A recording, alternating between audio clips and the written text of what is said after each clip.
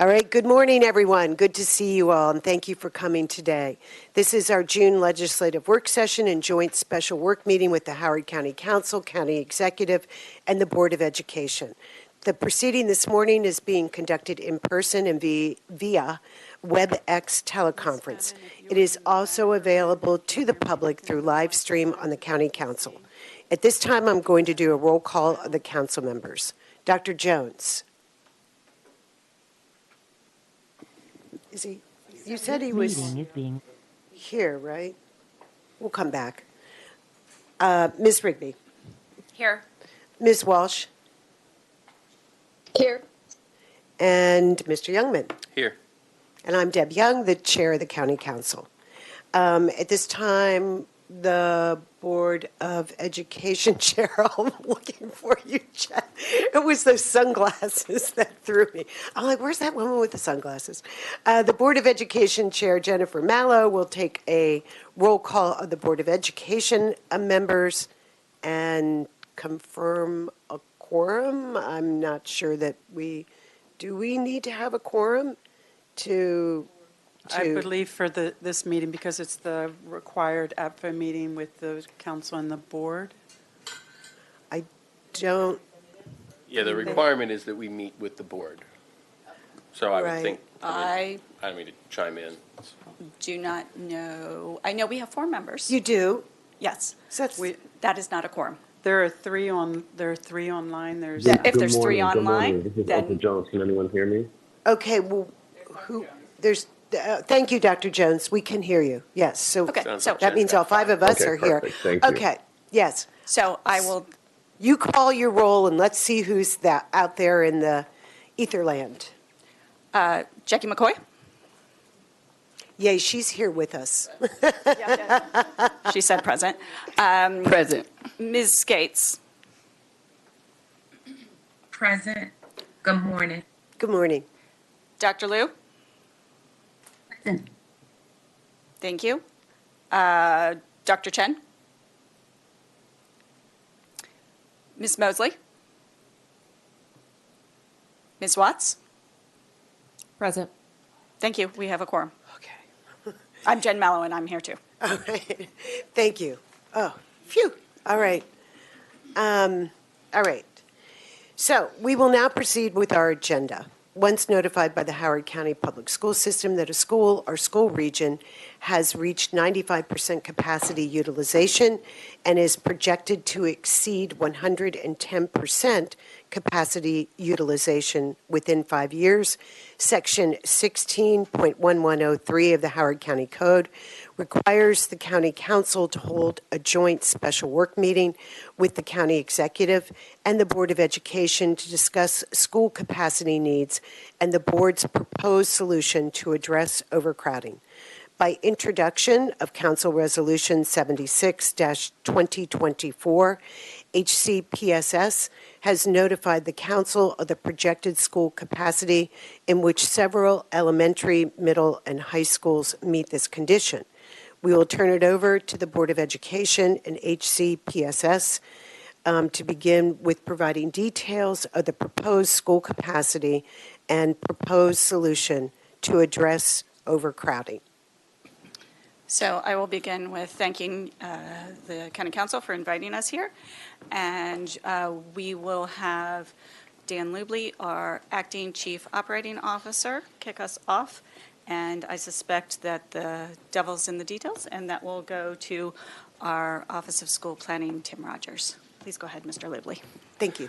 Good And morning. I just also want to point out that we've been joined by Jeff Bronow, who is with the Department of Planning and Zoning and our foremost expert in school student predictions in Howard County. Good morning. Dan Lubley, Acting Chief Operating Officer for Howard County Public School System. Thank you for having us here today. We are here currently talking about CR 76 2024. We are having this meeting, as stated by Chair Young, regarding the school capacity chart. I do want to point out that the school capacity chart, as presented by the Howard County Public School System and Board of Education, was prepared by Mr. Tim Rogers and his team in our Office of School Planning. The school capacity chart is the final portion of our capital budget process. So the chart that was presented is the final aspect of the 2024 capital budget process. It is not the beginning of the 2025 capital budget process. It is the end. So it is based off of the prior year's enrollment projections as well as the capital budget projects that were in the board-approved capital budget. So at this point, I'll turn it over to Mr. Rogers to talk a little more in detail regarding the actual chart and the schools that are closed, as well as the proposed or recommended solutions for those schools. Mr. Rogers? Thank you, Mr. Lubley, and good morning, County Council members, board members, and the associated staff. Attachment 5 of the school capacity chart outlines the schools that, according to the projection used to generate the chart, have reached 95% capacity utilization based on the 2023-2024 school year actual observed enrollment, and also that are projected to exceed 110% capacity utilization within 5 years of that observed enrollment. So those schools are listed. It includes several elementary schools, many of which are addressed in terms of solutions temporarily by relocatable classrooms and associated boundary review and future capital projects are identified for those schools. Middle schools, and those include, for the elementary schools, those include a future elementary school in the southeast and a future elementary school in the north region. And then for the middle school level, several schools are listed as well. All of those schools for interim capacity do have relocatable classrooms. Solutions identified for the longer term include the capital projects at Dunlogan Middle School, Patapsco Middle School, and Oakland Middle School, as well as Murray Hill and Thomas Viaduct Middle School additions. Additional and associated with those additions and that new capacity would be a boundary review. And then at the high school level, the only school identified that meets the criteria would be Marriott's Ridge High School. It currently does not have relocatable classrooms, but will be considered for placement of relocatable classrooms in the future. And the identified solution is the addition at Centennial High School. At this time, Mr. Lubley and I and the board members are here to further this dialogue and answer any questions that you may have about these numbers. I want to make sure we are literally on the same page. So I'm like, okay, I've got an enrollment projection report, the feasibility study, the school closure map, CR 76 with a number of attachments behind it. I see attachment 3. Are you looking which one of these reports / attachments, what are we looking at exactly so that we're on the same page? Understood. So this is attachment 5 to the Adequate Public Facilities Ordinance school capacity chart. The school capacity chart. That was approved by the board on May 9th, and I don't recall the date that it was submitted to the county council, but it's the last page of that packet. It's not part of the feasibility study. Okay, so I'll move on from that. Okay, then this was the enrollment projection report? It's not It's part not of- that. Nope.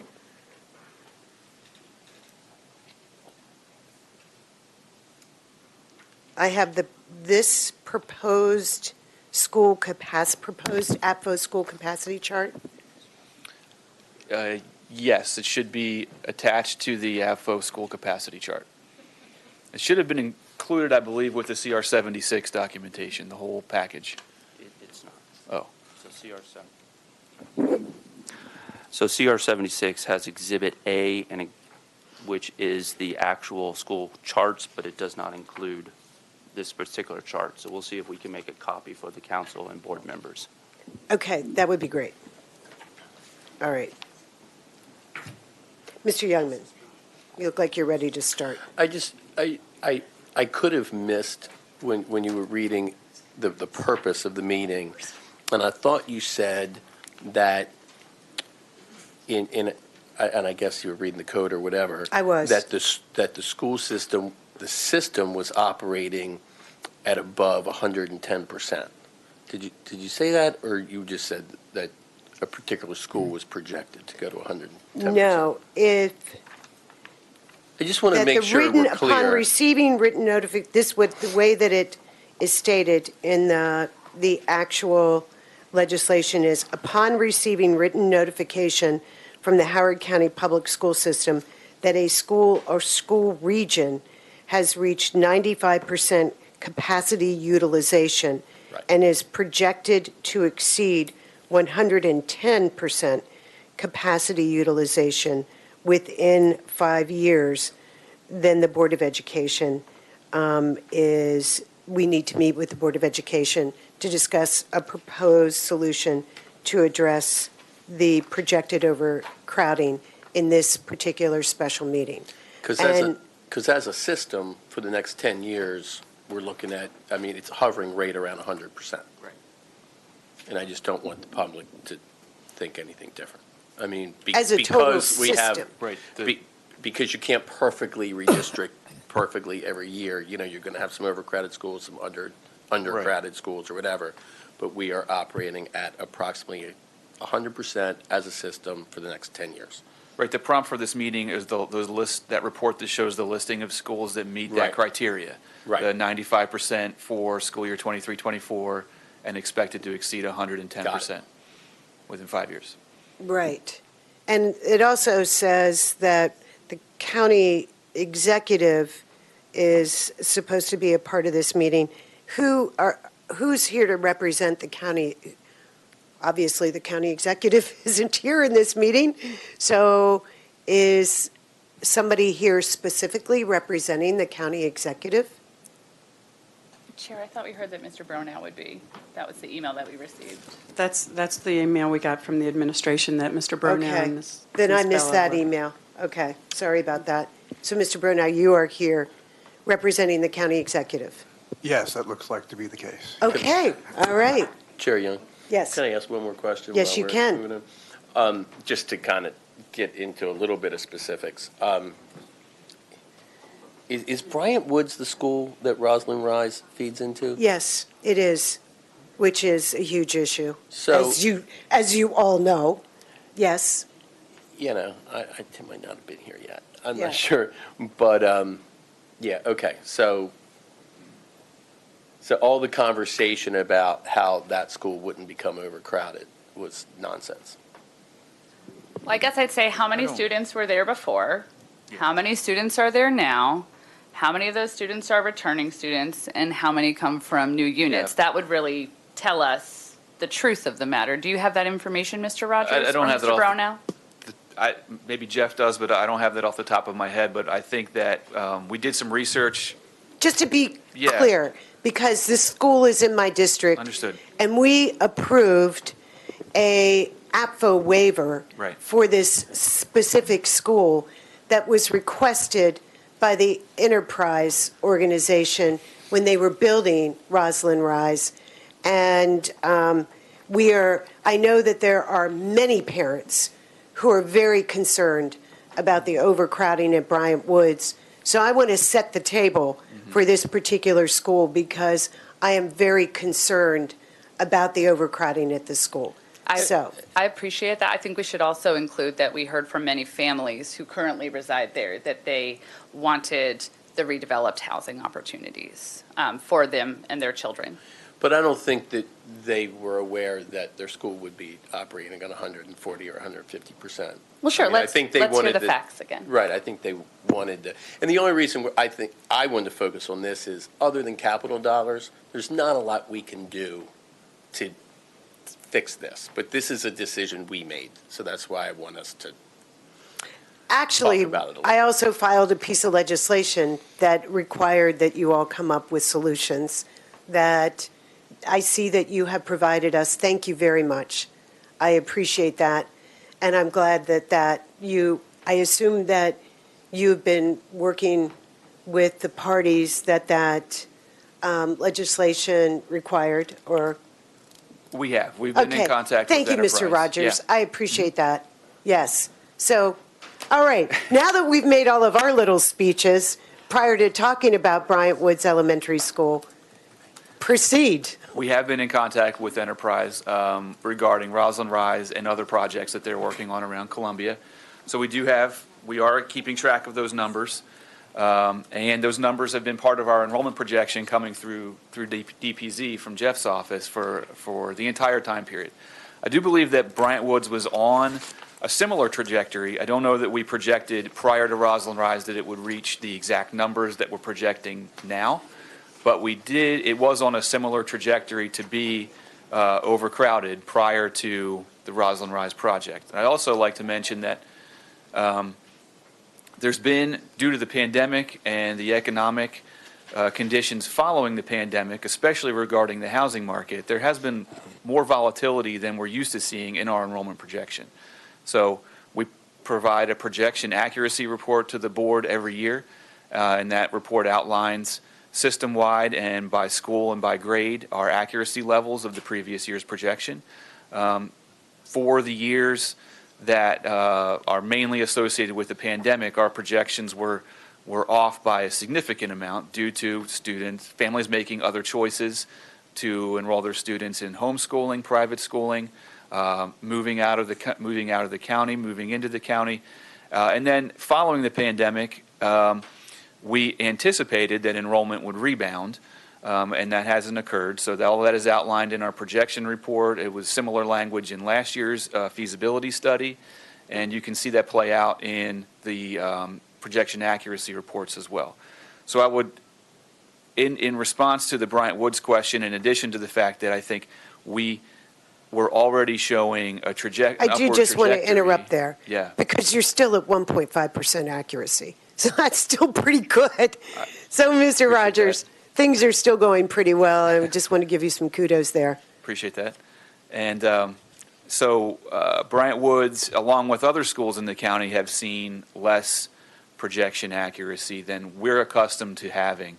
I do believe we're getting back to a highly accurate projection, but part of the equation for Bryant Woods is the fact that the projection has been more volatile recently than previous experience. So what are you seeing more students coming from apartments? Do you know, and I guess Mr. Brunow, if you know, are they coming from the newly rebuilt Roslyn Rise that has a new name, Twin something? So we provide the projections to the school system, but don't calculate the students that come from those new units. So the school system would have those numbers. I do know that when we project for all the enterprise units, we do project only the net new units. So, we don't, I think Roslyn Rise, I forget the details of it, but it's, it was being rebuilt, so the existing units were taken down and then the new units were added. There wasn't additional net new units. 100. That we added as Beyond part of the the 50 projections that were originally there. Yeah, Right. phased out over time, exactly. Yes, so Right. do we know what the occupancy is of Roslyn Rise? Are you all talking to So Enterprise? we could look at the Roslyn Rise development and look at the latest enrollment projections, students that are coming out of that development to determine how many of the students are coming out of the net new units. I think it's maybe one part of what's happening in that school district, but it's, I wouldn't blame that development for the crowding situation that's currently occurring. I think there's a lot of other factors in place that Tim alluded to. I'd like to get into some specifics there then. I mean, when you talk about the volatility there, are you talking about people who might have had children at some point who live in the apartments surrounding that school, have moved, their children grew, they moved away from those apartments, and new families are moving in? What are some of those factors that you think have contributed to that volatility? I mean, I don't think there's been a big turnover in single-family detached homes being sold over there. As I look at Mr. Youngman, because he knows how few homes are actually for sale.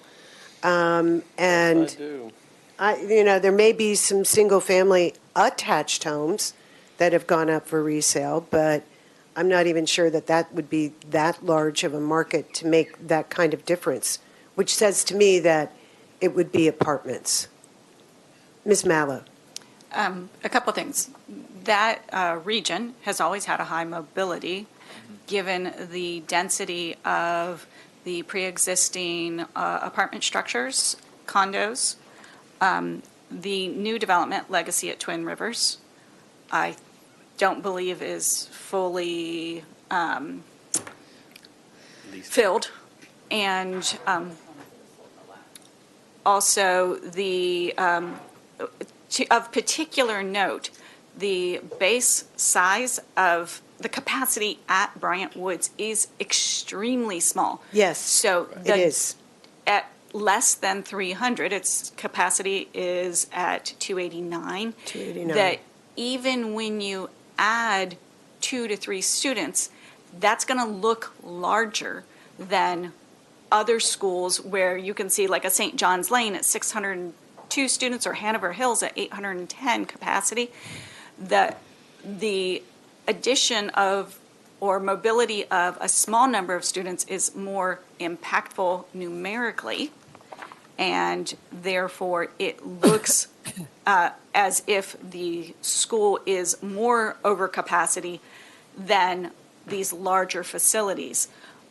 When in fact, I'm going to say that, yes, we do need to address the capacity there, and at the same time know that we're talking about much smaller numbers. We're talking about 5s and 10s, not 50s and hundreds. Right, but we're still talking percentages. Yes. And I it's still 115% over capacity. Right. And projected to be 131.8% over capacity by 2028. And it is reflective of the space. Like if you had an extra 40 kids that showed up at Bushy Park, like Yeah. it's not going to be that big of a deal. At It's just Bushy a big Park, it would building. not make a big difference. But, and I don't think that it's, that we're seeing Legacy at Twin Rivers as all that impactful yet. Well, that would be a question to you two. At what point do you guys call the Legacy at Twin Rivers or Enterprise and say, how is your leasing going? Because this is a big deal. This isn't just, we have no idea. It could be 150% over capacity at the end of this year. If this is counting up, or not counting, I see you. Okay. Okay? You can come next. It's very important to me as the person who represents this district and this school that we have all the information available to us when we're making this projection. If right now we're making this projection based on 3 apartments that have been leased up, or 3 apartments with families that have been leased up versus the potential of 150 apartments being leased up with family members, that's important to know right away, because there literally will not be physical room in this school for those kids. Now, if it's 50% leased right now, and we know that X number of kids are there, then it would be fairly easy, I would think, to project, if we know that the rest of the apartments are 1 or 2 bedrooms, that this is what to expect will be coming out of this particular apartment building. But without that really important piece of information, I don't see how we can say X is going to happen. And frankly, I'm not sure that we can wait for a boundary review, which, thank you again, Mr. Rogers, for proposing this as what would need to happen, until, what happens if school starts and we've got the school is at 150%, and there literally is not physical room in this school to put those kids? Then what? Did you want me to go before? Yeah, I want you to So answer that question. We never know for sure how many students are going to show up. We use time-tested projection methodology that relies on historical yield rates from different types of housing that exist within that school's attendance area. And then we have the opportunity, because it's not just a mechanical methodology, we have the opportunity to use what we know about certain attendance areas and certain types of housing in those attendance areas to influence the final numbers that we present. So at Bryant Woods, the methodology relies on historical student yield rates from all the types of housing. So in this case, we're talking about multifamily housing, and we have a historical student yield rate from new multifamily housing in the Bryant Woods attendance area. In the absence of a local rate, we would use a county-wide yield rate that takes into account that same type of housing yielding students at that level from other places in the county. And then in terms of what would happen if instead of what we're projecting for next year, which I think is Bryant Woods, if it's instead of 117% utilization, it's 150% utilization. The school does have 6 relocatable classrooms that would provide some of the needed capacity available to address that overage. And that's interim capacity until we're able to provide a permanent solution through redistricting or a capital improvement. And those 6 relocatables aren't being used right now? I thought they were. I did do schools will use every inch of space that's available right. for one use or another. I went over to Yep. that school and went on a visit with the principal, and she showed me those relocatables I'm and sure said that they were being used. I'm So sure they have a use for all of those units. yeah, so I don't know how you put those extra students in relocatables that are already being used. Well, I'd have to go and walk the school and meet with the staff to ascertain how exactly they're using each one, but typically there's an opportunity to sometimes combine some uses and pick up additional space. It could be that they're, and I don't know this for a fact, it could be that they're using one of the units or 2 of the units for liaison office type space. That would mean they'd have to find that space somewhere else in the building, but typically it's a little easier to find an office than a classroom. Well, according to, again, the people who run that school, that extra space does not exist in Little Bryant Woods. So I'm just, I don't know if nobody else is going to take the initiative, I'll call Enterprise. I've met You with have the Enterprise, numbers. yeah. You have the Enterprise numbers. You've talked to Enterprise? No, I just looked it up. There are 0 4-bedrooms left. There are 3 3-bedrooms left. There are 7 2-bedrooms left, and there is 1 1-bedroom left. Do we know how many apartments have actually been leased? Do we know how many Well- kids? There's 150 apartments, So I'm seeing 11 left available to lease. period. That is what- Overall. That is what the website says. Wow. How many 4-bedrooms do you build? Chair. I don't know. I don't know, and I don't know how many kids that means. But I would think that somebody at Enterprise or somebody at the leasing office would know how many students have, how many kids are part of that, the apartments that have been leased up. That means 139 have been leased. Well, that's great. Then you don't have to worry about the rest getting leased and worried about that big boom of students, since the majority are already in.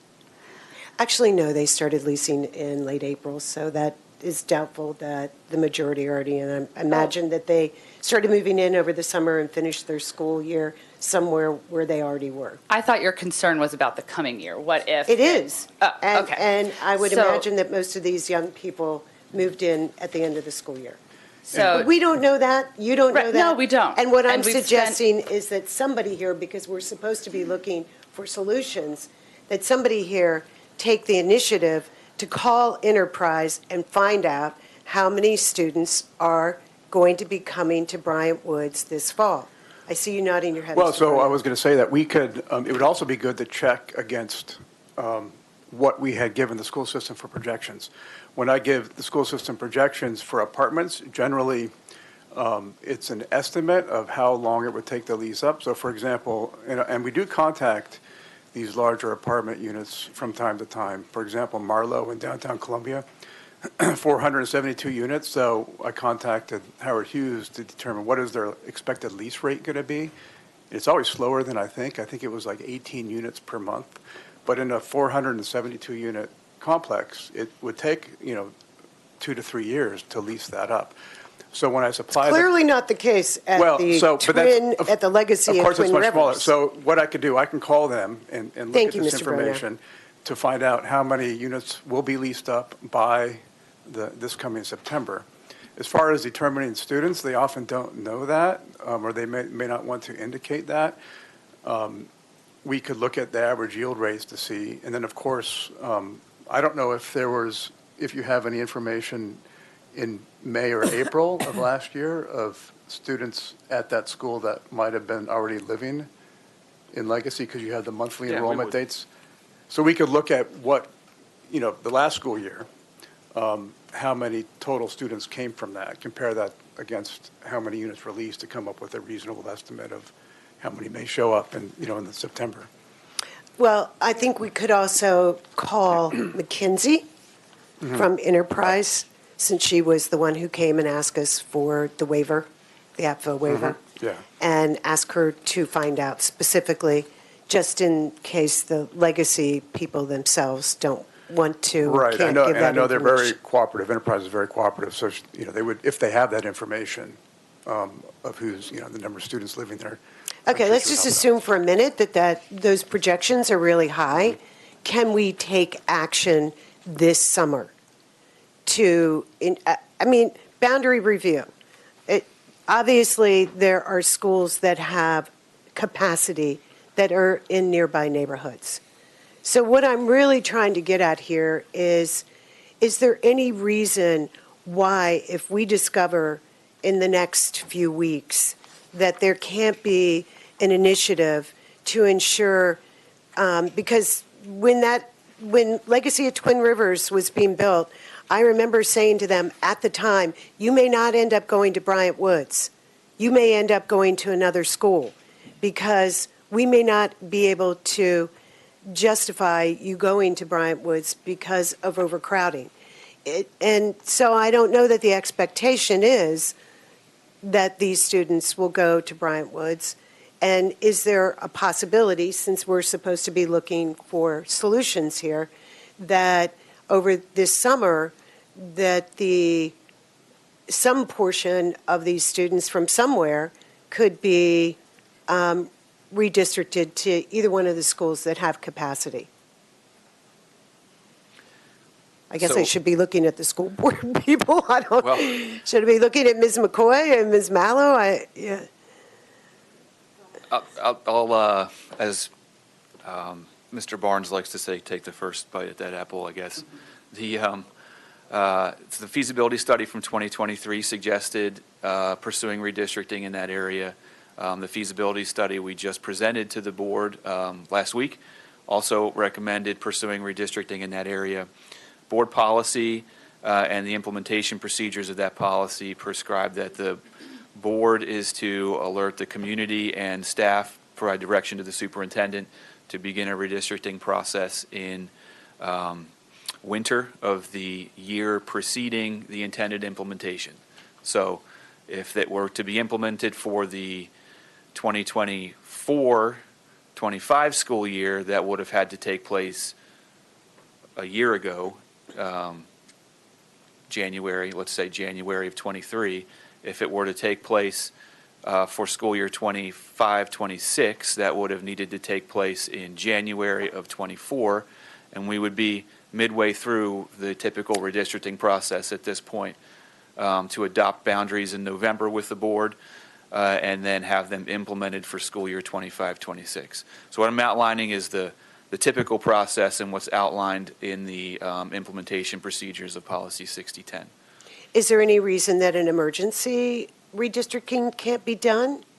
If we discover in the next few weeks that this school will be way beyond anything, I mean, there's no room to even put another relocatable there. We know that. So that's a point that has not been discussed yet. I think that would have to be discussed with the Board of Education and the superintendent with regards to an emergency redistricting. That's not covered in Policy 6010. So it's not outlined of what that process would be, especially in a short time of, say, 2 months. So that's something we would have to discuss further with the board. It would limit a lot of community interaction as well as part of that process. Well, if it was just one particular building that was redistricted, the community interaction probably could be fairly robust because it would just mean going to one place to have that discussion. Yes. And then Ms. McCoy. Thank you. So to add to the Bryant Woods discussion, when I search, a comment was made that probably no homes have been sold because of how the market's been. But if you look over the last 5 years at just attached and detached, it's about 50 homes. If you look at just the last 3 years, that's 32.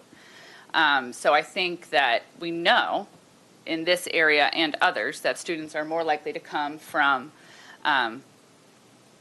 units that have more bedrooms, like single-family detached and single-family attached. There are only 2 3-bedroom units left to be rented at Legacy at Twin Rivers. So, they're going to connect with Enterprise and get those numbers and see who's already enrolled and who's not. But the sort of variable is these 2 3-bedroom units, and then there's 8 2-bedroom units, which I absolutely would not expect to all be sending children because that would be just wildly out of touch with both the local Bryant Woods generation rate, but also the countywide rate. I really appreciate where you started to go, Mr. Rogers, which was the sort of the global whole county focus here. What are our solutions that we're going to look at? Because I think we could all spend a lot of time on individual schools in our districts, but I think that the purpose of this conversation today really needs to be more how do the bodies of government, the entities work together to manage both our housing supply crisis and student enrollment. So could you just reset that for everybody, Mr. Rogers? You said that one of the things in this feasibility study, which is the end of the previous capital process, is that we'll now be looking in winter, that the board will discuss this in the fall and then make a determination, and potentially the process for redistricting would begin in winter. So before Mr. Rogers. Have I mixed 3 things together? So there is a little bit of a mix, and that's what I wanted to address a little bit here before Mr. Rogers answers your question. So the end of the process is the school capacity chart. So the school capacity chart is currently the end of the prior year's capital budget process. The annual feasibility study, which is a separate document, is actually one of the first items for the next. Okay. So there, just want to make sure. Correct, and it is confusing. There's multiple different documents that have a lot of similar variables, but they are 2 separate documents, and they do took a look at different points in time. Mr. Rogers.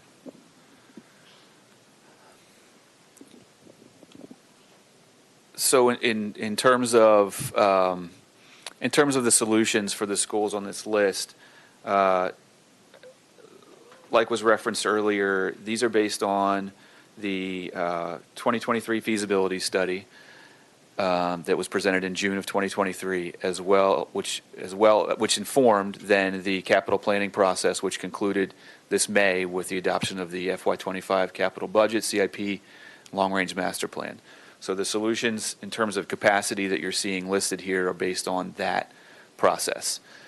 And then I do think that as recommended in that feasibility study, there are opportunities to adjust boundaries, and we'll be working with the board over the coming months to determine whether we're going to, whether there will be direction to approach redistricting for Bryant Woods or any other school following with adherence to policy going forward. And there may be in the feasibility study, as recommended here, there are other options to adjust boundaries, many of those associated with capital projects. So as we are able to complete the additions at Dunlogan Middle School and Oakland Mills Middle School, we anticipate there will be boundary adjustments to utilize that capacity at the middle school level. When we're able to construct and open the next elementary school, We anticipate, obviously, that there will be boundary adjustments to create a boundary for that school and extend its capacity as far as we can to provide relief to schools in that area. And so that's kind of the approach, that's kind of the outline for the coming years that's recommended in the solutions that are part of this chart. Thank you. Ms. McCoy. So I appreciate your, Ms. Young, looking specifically at a particular situation, because what I find is when we have like global decisions, we miss specifics, and you say, oh, well, it's just one, but that one matters to that one. And so I appreciate that. My question, I believe I heard there's no space for relocatables. I don't even like relocatables, but there's no space for relocatables at Bryant Woods? I don't know that there's no space. I can speak to the fact that there are 6 units on the property at the current time. Yeah. I can't speak to the. I don't know whether there is no room. I would assume there is limited space. We don't want to impact blacktop or ball fields as best as we can.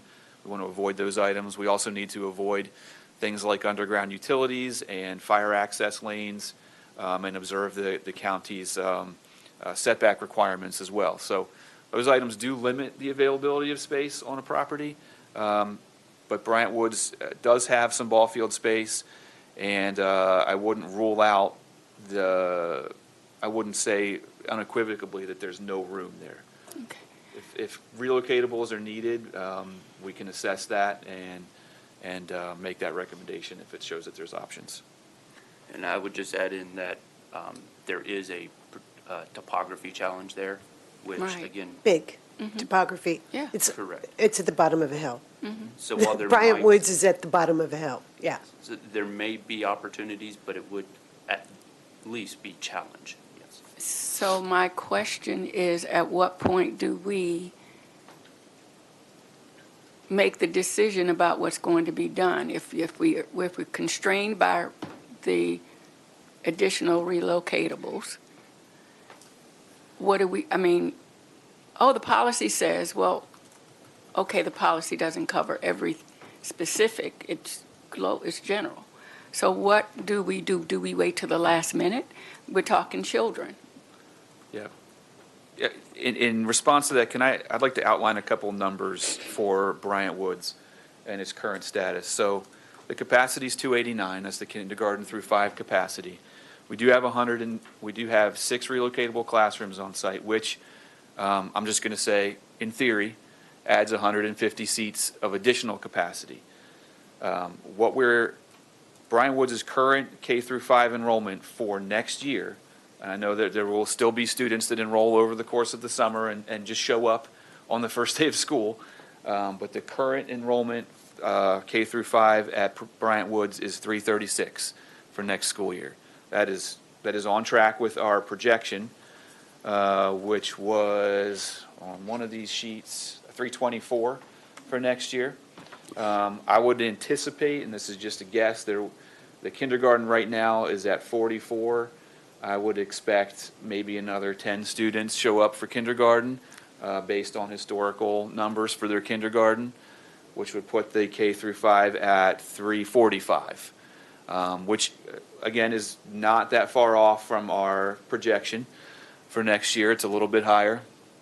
And that's why, in addition to the 289 seats of brick and mortar capacity, there's 150 seats of relocatable classroom capacity on site.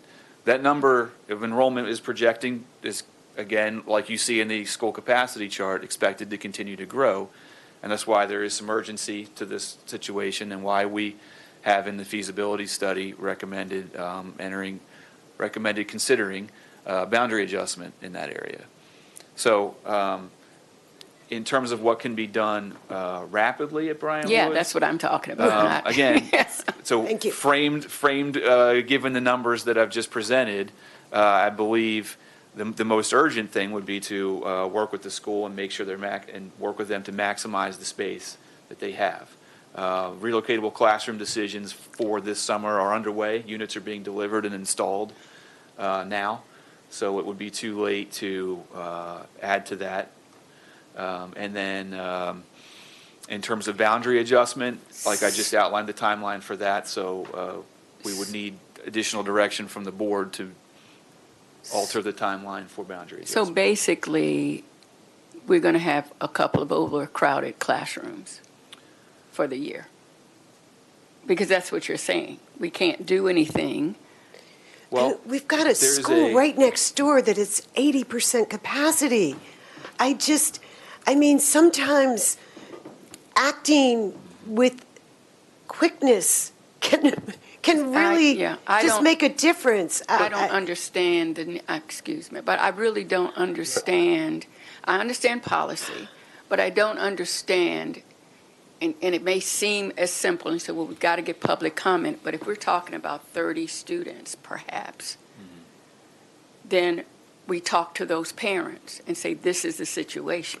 You know what I'm saying? It's just, I don't know why we're so bound by things, that we can't do common sense things. Thank you, Ms. McCoy. Can I jump in here? I agree with what she said, but, because I hate being bound by tight policies and all, but are we actually advocating redistricting kids out of the school like a month before school starts? That assumes that they are being redistricted out of that school, because remember, a lot of these people just moved in to this apartment building. They may never have known what school they were rerouting going. them. Yeah. Yeah, just Potentially rerouting them for a year. to the school next door, where Part- there is capacity. But many of those families, Can I- if we're talking about just Can I doing. please jump in, please? Yeah. Okay, Dr. Jones? I'm so sorry to interrupt. It's great discussion. I just have one question for the school system.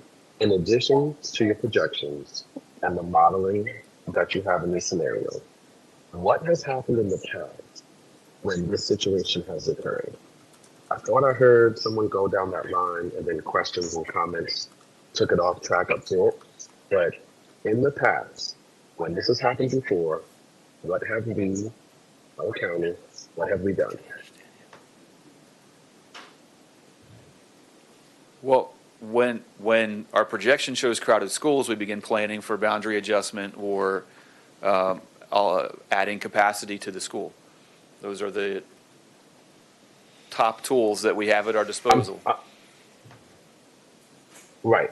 So in this scenario, where it seems like the timing of enrollment and the timing of the leasing may cause a hitch in things because of the process, has this ever happened before with the timing? And maybe an influx of new students moving in to a particular area? I don't, I'm not sure that there's an influx. I don't want to rehash the discussion about Roslyn Rise, but I don't know that there's an unexpected influx of students. The projection was on this trajectory in prior years. It's not like we, for the first time now, are showing this school is going to be at 130%. That was the trajectory that it was on prior. So, the planning, the recommendations have been in previous feasibility studies, and I don't know. Other than those two items, redistricting and adding capacity, I don't know what the other options would be. Okay, I'm so sorry. And this is still my first question, and it's my only question, but let me rephrase. It sounds as if some of my colleagues on the county council, and maybe even on the Board of Ed, are concerned that your projections may be not hitting the mark. So you may be projecting one thing, but we're going to be surprised come August, September. So let's start there. Is that you have the mathematical modeling that you've done. Has there ever been a situation where you were severely under, given the scenario that we have here?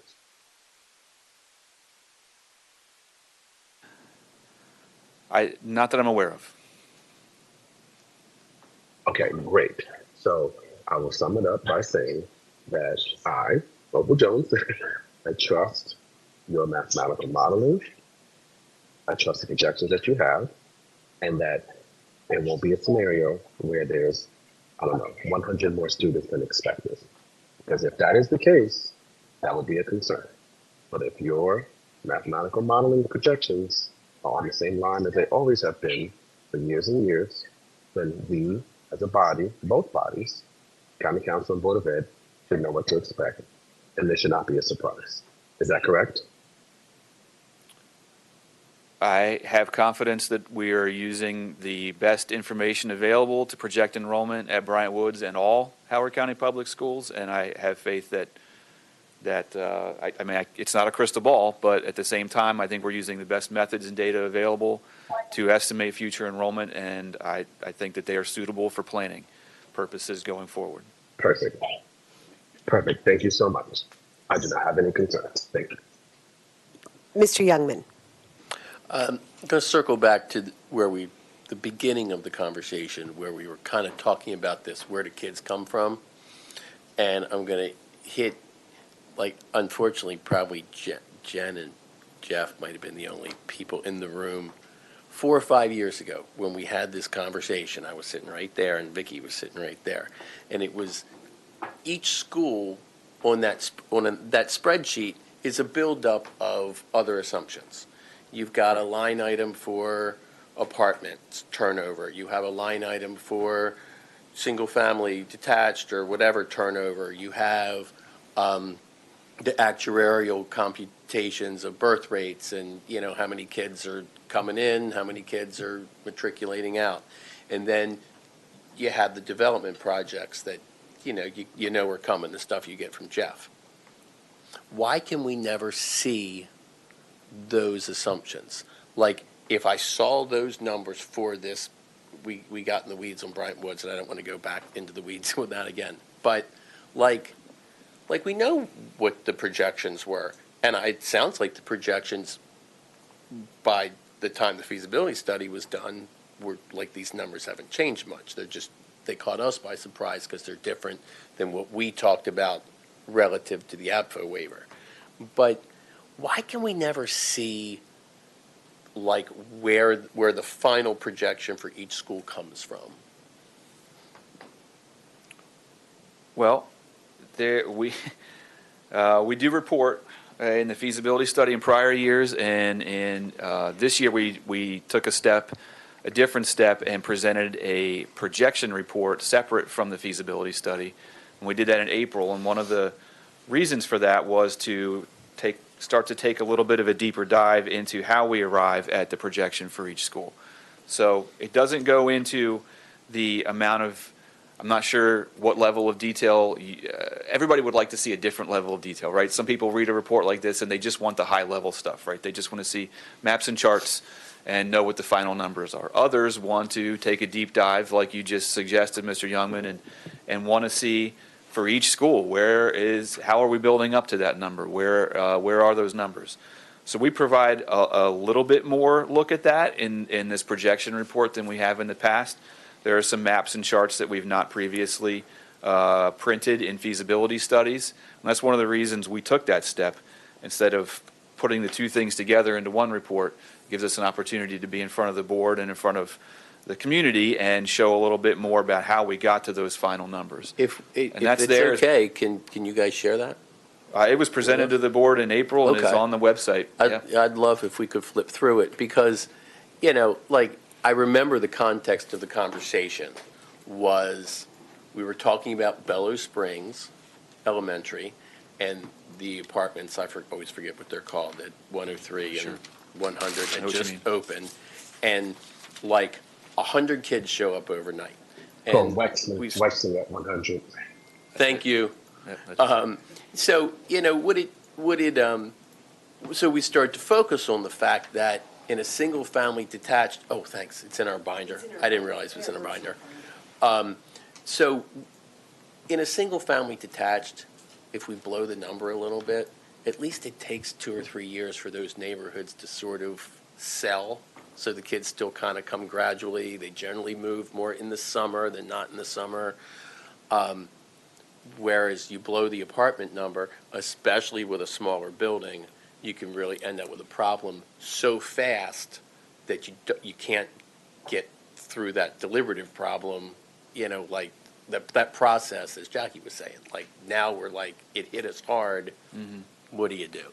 So, that's why it would be kind of interesting, and I'll look at that. I apologize that I missed it, to kind of know if the numbers get missed, where are we missing them? On this calculation or that, or maybe it's random, who knows? So, thank you. All right, Dr. Liu has her hand up. Dr. Liu, feel free to Yeah, get on. yeah, thank you.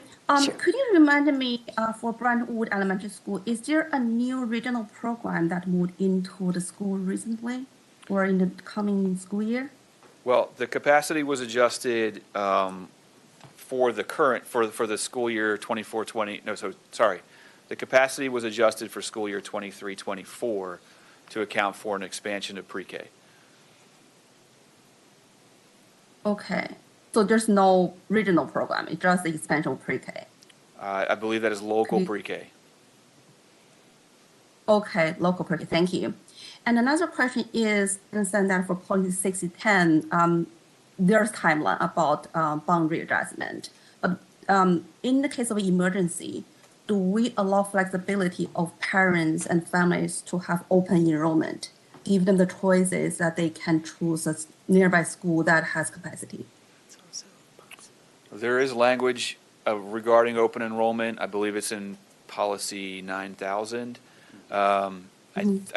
We did do a little bit of questioning around open enrollment recently, and I believe the language, the intent of it is to support special programs. Like several years ago, we had the Jump Start program where high school students would volunteer for open enrollment to go to a school that had that Jump Start program, and that tool was used in that context. So I think I'm not an expert on that policy, but I believe, based on the questioning we've already done, a review of that policy would need to take place to kind of ascertain if the language supports sort of a more generalized open enrollment, like you're suggesting. Yeah, I think when we make decisions, we need to think about the impact on our children and the families. So if a school is really overcrowded, and also we know that for that particular school, Brentwood Elementary School, because the capacity is small, and then I think small number of students could increase the percent utilization. So it will be very helpful that we give the parents and the families choices. Yeah, so I think for the board member, probably we need to come back and look at the policy 9000, because I think we need to think about what is the best for the students. Thank you. Thank you, Dr. Liu. Okay. I think we all are very familiar now with what's going on at Bryant Woods Elementary School and have different thoughts and approaches on it, but Mr. Brownell will get us as much information as he can from the actual apartment building so we can have a better feel for what the situation might bring us in late August. So I appreciate you stepping up to do that.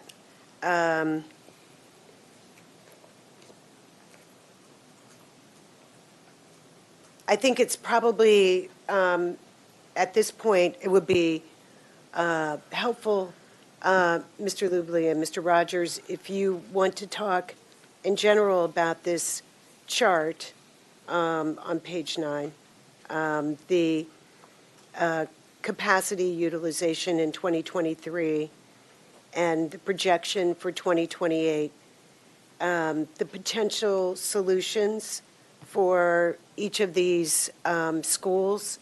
And I think what would also be helpful, especially given, I guess to a certain degree, the general plan, although we don't have any new zoning regulations or comprehensive rezoning that would put into place any of the general plan outlines. But when you think some of those things might be done, it looks like there's 1, 2, 3, 4, 5, 6, 7, 8 elementary schools and 1, 2, 3, 4, 5, 6, 8 middle schools that are projected to be well over capacity in 2028.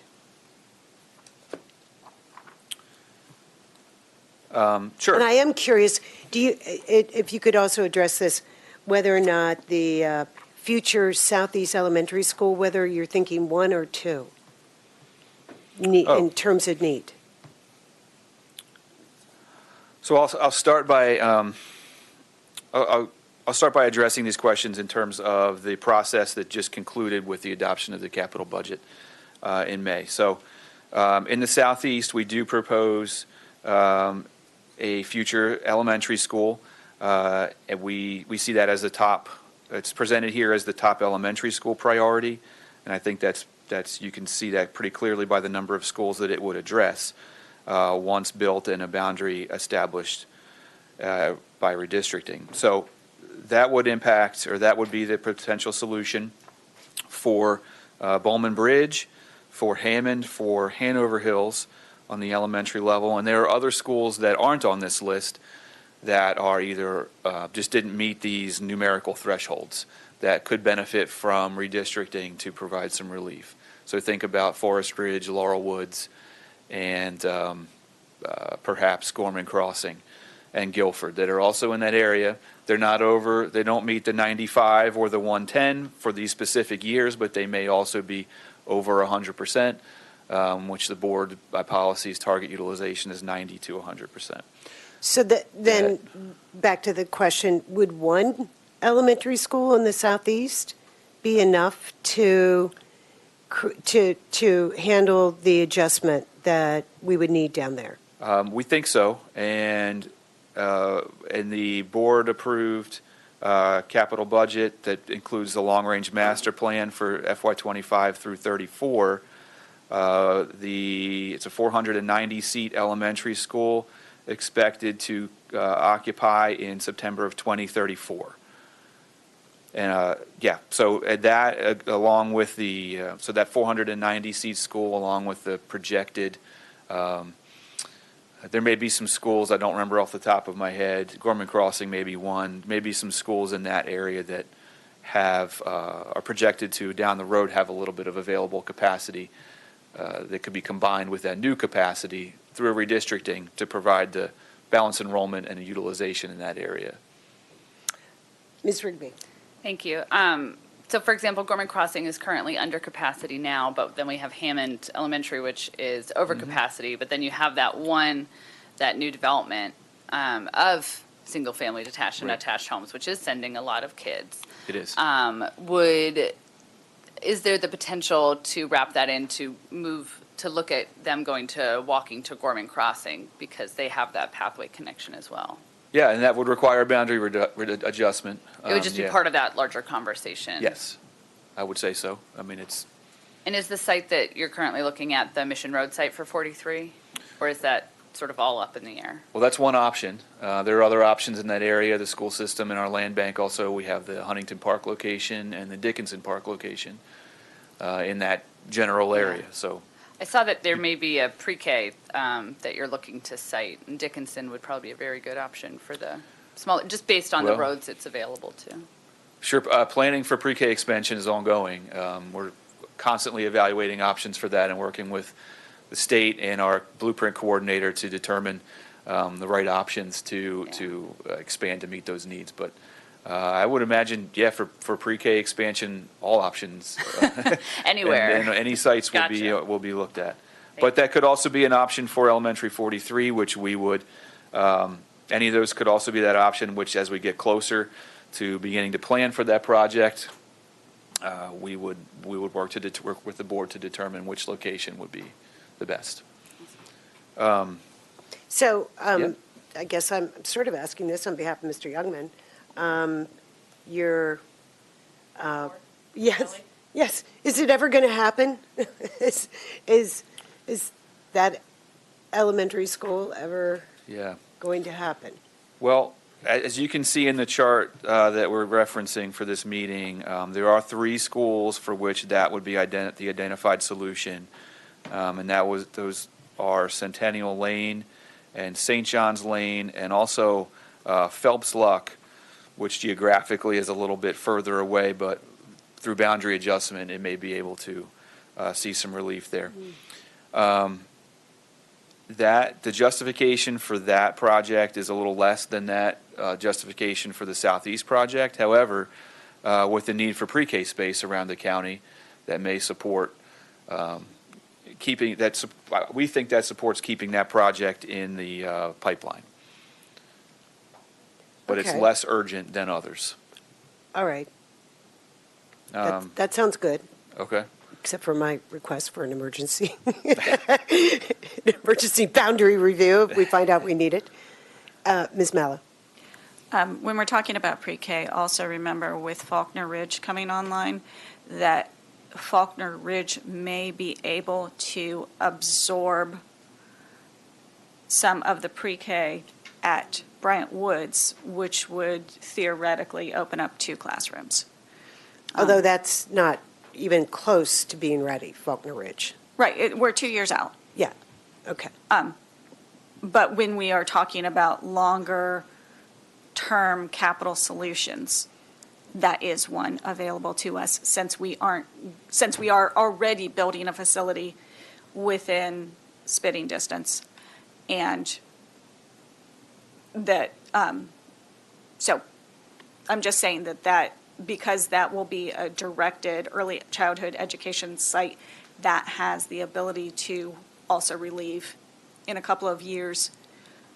But I know that doesn't account for It doesn't help, no. Well, no, it does help. It doesn't help immediately. Immediately, right. But it does help in the long run when you're talking about planning and renovation and limited capital dollars. That is actually a substantial impact on what that school looks like in 2027 that it would be slated to open? So just offering that up also. All right, let's move on to the middle schools. So we have Burley Manor, Dunlogan, Folly Quarter, Hammond, Patapsco, Patuxent Valley, Thomas Viaduct, and one high school, Marriott's Ridge. So let's talk about the middle schools first. Correct. So what is being proffered here is that the Dunlogan, some combination of the Dunlogan and Patapsco Middle School additions would be the solution for Burley Manor, Dunlogan itself, Folly Quarter, Patapsco. Okay, wait, slow down. Okay, so Yep. the Dunlogan, say that again, the Dunlogan addition yes. will help with, Dunlogan's addition, which is slated for occupancy in September of '29, right, would be associated with some redistricting in, that would provide relief to Burley Manor, Dunlogan itself, potentially Folly Quarter. I know it's listed here as only Patapsco, but I'll name that one. and Patapsco. Okay, well, that's good. And then like in the southeast, there are maybe other schools in this area, like Mount View, that don't reach these thresholds, but would still benefit from some redistricting to provide relief to get below the 100% top end of target threshold. And it looks like you're also, was it an addition, a potential addition at Patuxent Valley? Not Patuxent Valley.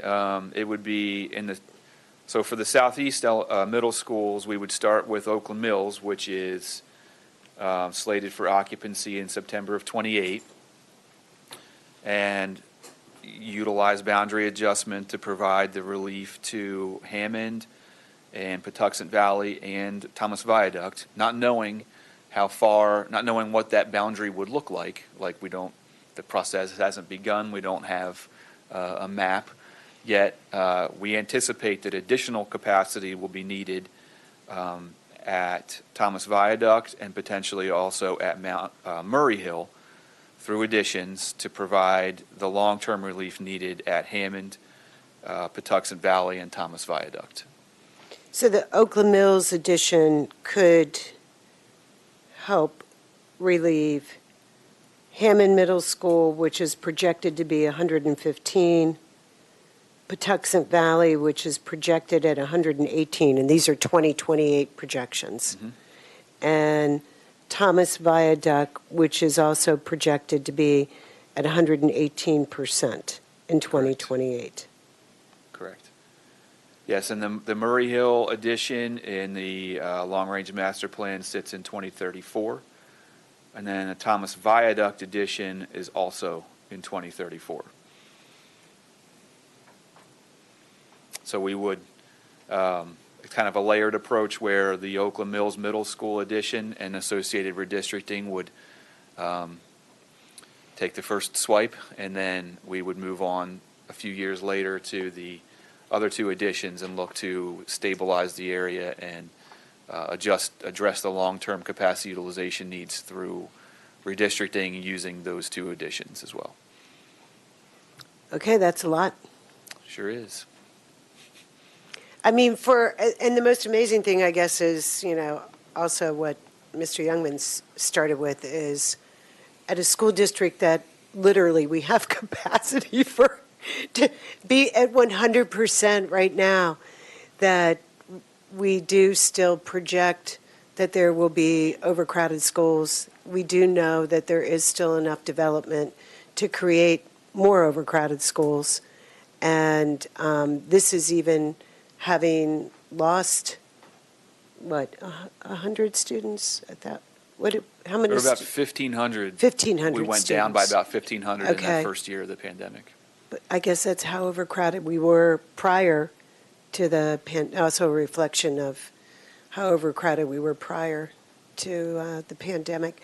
But I guess it's also a reflection of the fact that schools aren't necessarily built where the students are coming from. And that's except in Columbia, where we could actually put those students in that extra capacity. But yeah, I think you've all heard that now. So there, I mean, other than trailers, it doesn't seem to me that there's anything immediate that's on the horizon. Am I right about that? Well, we're placing portables on this summer. The board adopted that plan in March of this year. So those units are being relocated from schools that have lower enrollment and no longer justify keeping all of the portables. Many of those are from high schools that were redistricted and relieved by the Hammond High School addition and the opening of Guilford Park High School. And then, going into the next thing would be discussions around redistricting and review for portables for next year. And then continuing on with the capital projects that are in the CIP. So that's Oakland Mills, Dunlogan, the Faulkner Ridge Center. So okay. I have two more questions. Anybody else want to ask questions? Go ahead. I think that you just hit on something really important. And Tim, the hard thing with managing this is we're looking at it on a spreadsheet. Parents don't want redistricting. Nope. It's true. Parents don't want, so redistricting moves the kids. Portables, if they weren't so damn hard to move, moves the capacity, so the capacity can follow the kids, and parents don't want those either. Plus, they're expensive to move. And people don't want to pay higher taxes, so we can't have a bunch of buildings sitting when enrollment ebbs and flows through neighborhoods changing over, because we all know neighborhoods, especially newer neighborhoods, tend to change over like all at the same time. You can't have a bunch of empty buildings sitting around. So it's like when you are faced with the dilemma of we have to build a new school, or we have to put a portable, or we have to redistrict, like something has to give. And it's not just a spreadsheet, we understand, but at the end of the day, we're trying to get kids into a place where they can learn, and they can learn in a portable, and, hopefully not a tremendously overcrowded school, and we're trying to make it still affordable for you to live here, without building, $500 million worth of schools, so that on any given day in any given year, every single school is operating under 100% with no portables. That's not a realistic expectation. So that was just my 2 cents to bring the train into the station a little bit. The kids aren't where the schools are. Ms. McCoy. What? And then Ms. Walsh, Ms. McCoy, Ms. Walsh, and then Dr. Jones. Oh, okay. Ms. Walsh?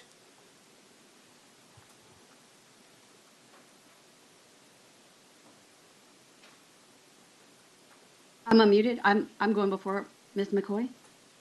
Yes, she gave up her turn Yes, since thank you you. haven't had a chance Yes, to yes, ask it. well, Yeah. Well, thank you, Ms. McCoy. I wanted to go back to the issue of pre-K and the Kerwin mandate. Is there a discussion that we should include in our APFO discussions, or that is required to be included in our APFO discussions about the capacity and the siting of those particular locations? Question mark?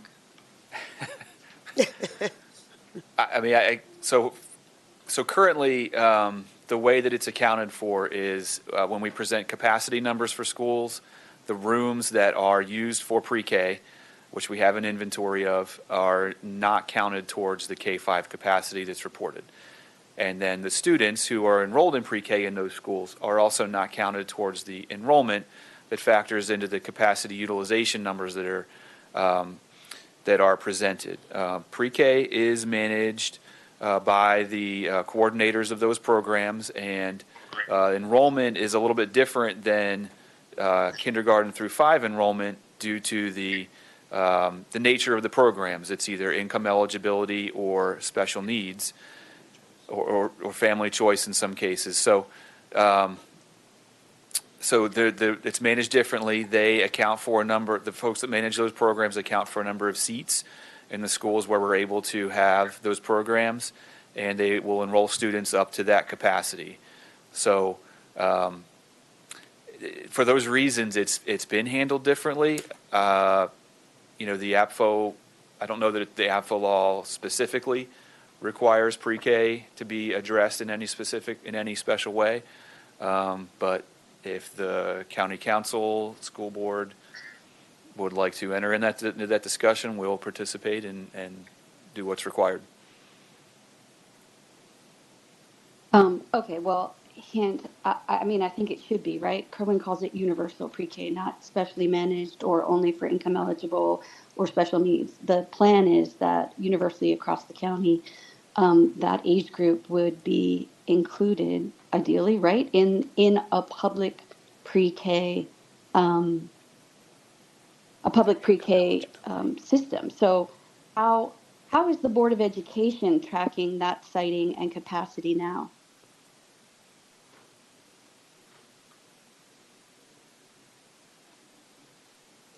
Question mark? Ms. Mallow is just double checking. So, Okay. Ms. Walsh, it is income eligibility. While there is not a cap on it, because of the tiers of designation, you can either be Tier 1, Tier 2, or Tier 3. Tier 3, I believe, does not have there's a Tier 4, does not have a cap on income eligibility. So in that regard, it's not technically universal, but that's just referring back to there.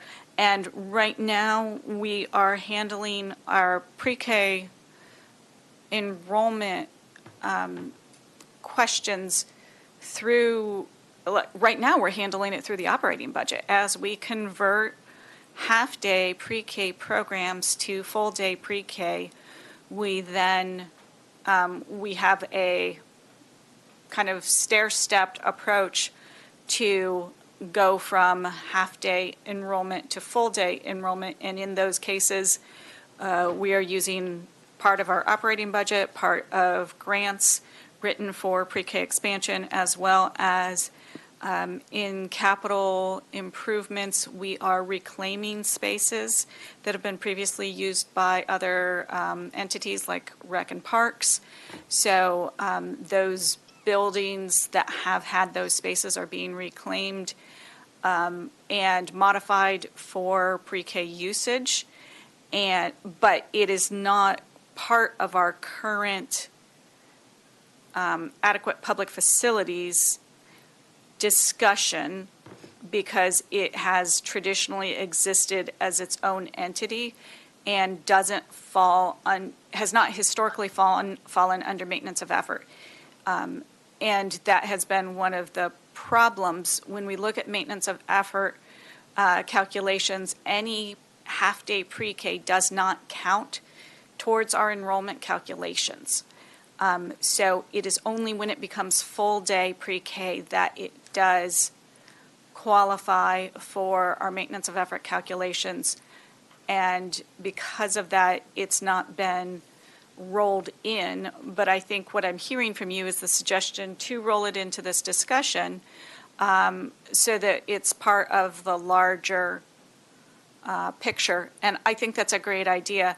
I don't know how we are bound by previous calculations because we will not be comparing apples to apples or oranges to oranges, given that the previous calculations haven't included that. And the pre-K projections are much more difficult because it is opening up to non-traditional, the students who weren't traditionally included. By moving to Tier 2, where it's 300% of the, above 300% of the poverty level, those, we are currently estimating that, but the projections are not as, we don't have the historical data, as well as they're just not as robust because we don't have the data sources that existed similar to what we have for enrollment projections for our traditional K through 12. Okay. That You're was a not on lot. mic. Thank you. I'm not on the mic? No. We Mr. can hear you. Rogers was trying to say something and he was unmiked at the time. Okay, let me just address though what Ms. Mallow said, because that was a lot.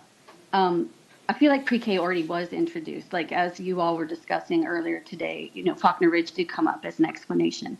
I feel like the fact that that pre-K space and some of those teachers are taken away from maintenance of effort and actual building space, brick and mortar space in schools that may be overcrowded now or in the future implicates it now indirectly anyhow. But for sure, that is my suggestion. Just because traditionally or historically that's what we've done, now that there is this mandate, why would we wait until we've confirmed that we have done yet another process incorrectly and embed ourselves into that? Why don't we, with clear eyes and some long-term, actually reasonably defensible plan, pursue whatever additional needs and citing is necessary in order to get there? I mean, I didn't plant this question, but you said reclaiming spaces used by other offices or entities. That includes the actual elementary school that exists right now on High Ridge Road and is being vacated by the Arts Council as early as sometime next year. That's in my district, District 1, if we're only talking parochially today. And that is adjacent to one of the biggest rental areas in the county. I would like to see a serious discussion among all the relevant parties about why that soon to be vacated elementary school facility isn't being seriously considered by the school system to house more small children to teach and nurture them. That was my first question. Can I ask a second one? Chair Young, or you want me to wait a turn again? I think Mr. Rogers would like to answer your first question, and then you can ask your second question. Perfect. Okay. Well, or even that question I just asked. What is? No. That's a very good question, and I think Mr. Rogers has an answer. Okay, good. I can't see anyone for some reason. So I'm not Well, able to we're read any sorry that you comments. can't see us. We're a good-looking group over here.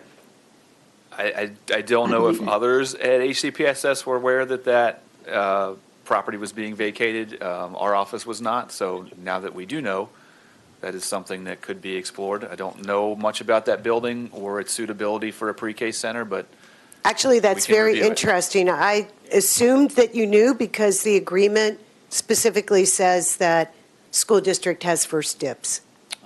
If it's, And I assume you knew because I can't.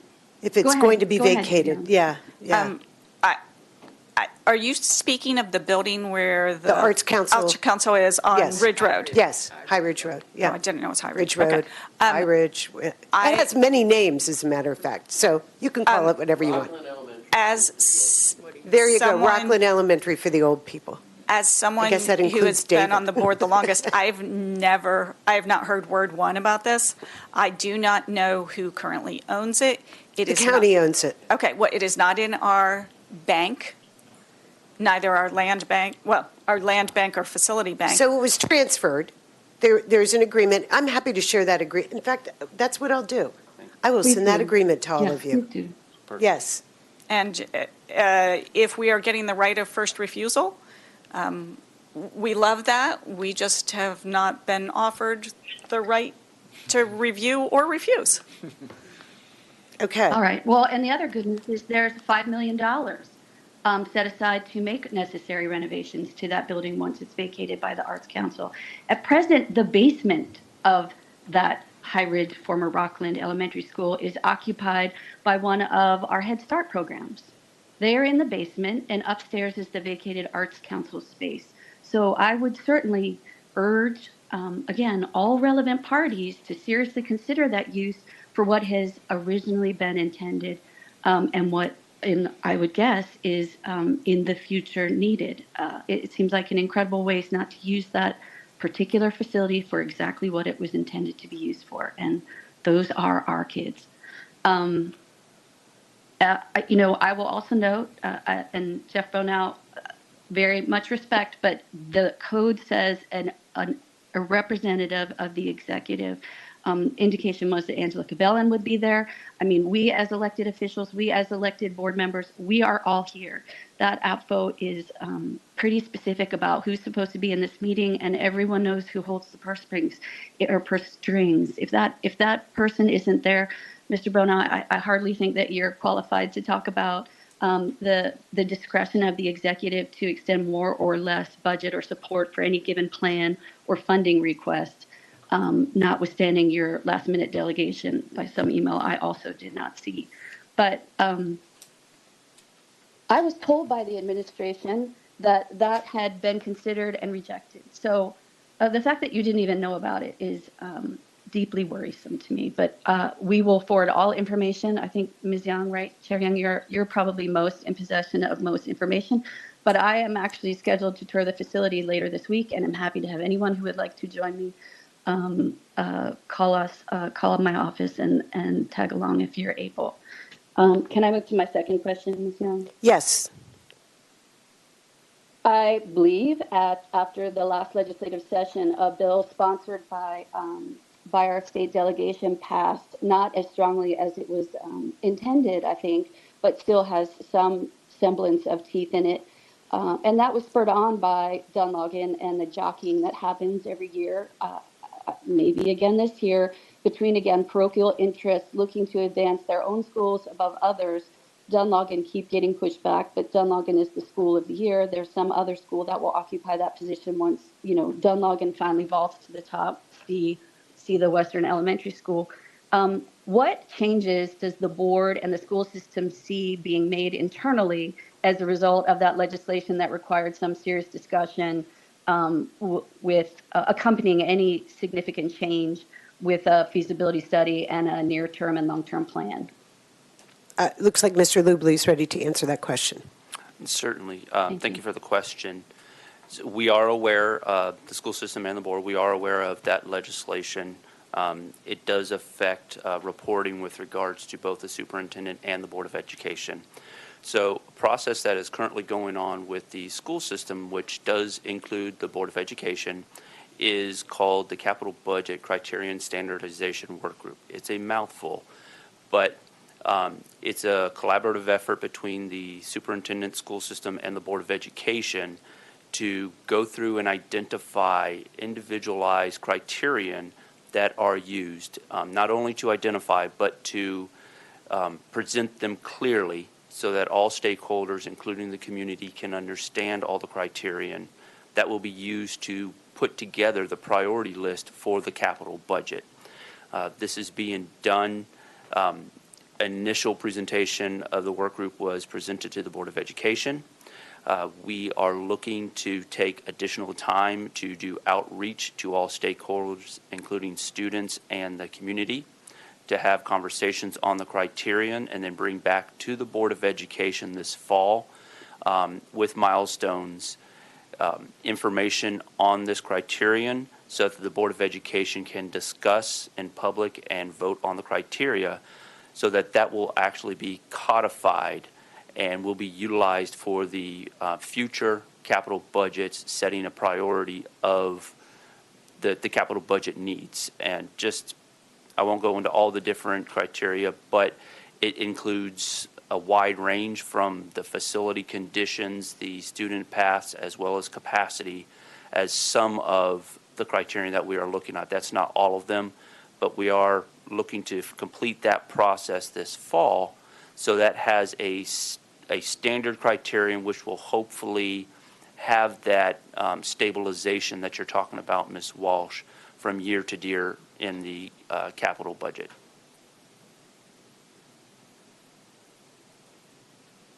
Did you have a Thank follow-up you. question? I just think it's really important that we divorce that particular discussion from politics as much as we possibly can. Politics and parochialism, so long as there are a defensible, reasonable plan that is relied upon and executed, I think the entire county can get behind that. But the way we've been operating today, it has been painful. And I believe to all parties, painful. And I will just expand on that, Ms. Walsh, to say that the process has been proceeding divorced of all individual schools. We have been looking at the criterion in an objective and data-based manner. And when we have the template to present to the Board of Education, it will also be done in an objective and data-based, meaning we will have, for the lack of a better term, made-up schools and made-up data so that everybody can see how it will work, and that the decisions can be, or the discussions can focus around the criteria and not around specific real-world schools. Once the criteria is voted on, we will then apply that to the actual schools in Howard County and the actual data. So the current process is divorced from all of that, so that we do look at it objectively and data-based. Thank you. Okay. Ms. Rigby. I just want to second that, because I think that we've seen in capital plans, things move ahead and things go behind, and it's much easier when it's, this is the issue, this is the criteria, and this is where we're moving ahead. So I'm very glad to see that. And because the Southeast has definitely experienced a lot of growth, as evidenced by your feasibility study. Thank you. Ms. McCoy. I'm glad Ms. Walsh went ahead of me, because what I wanted to say kind of falls in line with what she's saying. The challenge that we have is that it doesn't matter the plan or, how data-based it is. If we as a community don't change our attitudes about, quote, good schools versus bad schools, that if we come up with a plan and it hits somebody that's a bad school idea, it won't matter. And so I think we as a community have to really address our beliefs and also be willing to make adjustments so that there won't be, quote, good schools and bad schools. There will be just excellent education no matter where you go in Howard County. So I applaud you all for, the effort that's being made. The board, board members are on that that long name work group. The capital budget criteria standardization. Yeah, right. I wrote it down. Yeah. Right. The reality is that if we don't face our attitudes and be willing to be uncomfortable, and I say it just about every meeting now, the changes that need to be made are going to make people uncomfortable, period. But it's the grown-ups who will be uncomfortable. The children get along just fine. It's the grown-ups who are the problem. And so if we can find a way to actually do some work around that and not ignore the elephant in the room, we will continue no matter how great your the plan is, we're going to still get the pushback.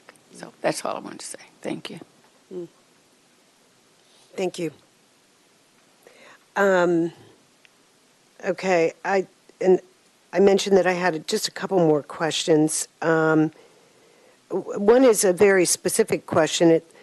It looked like the capacity for Clemens Crossing Elementary School was expected to drop from 521 in 2023 to 465 by 2028. And I didn't know if that was, the number was wrong, or if there was something that happened that changed the number. Were you taking trailers away from the school? That's one possibility, I guess. So as Mr. Rogers is looking up the information, I can address that.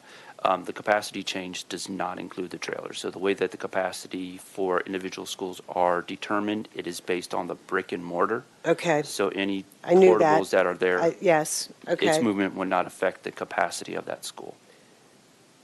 All right, so I just couldn't, well, then I will ask my second question, which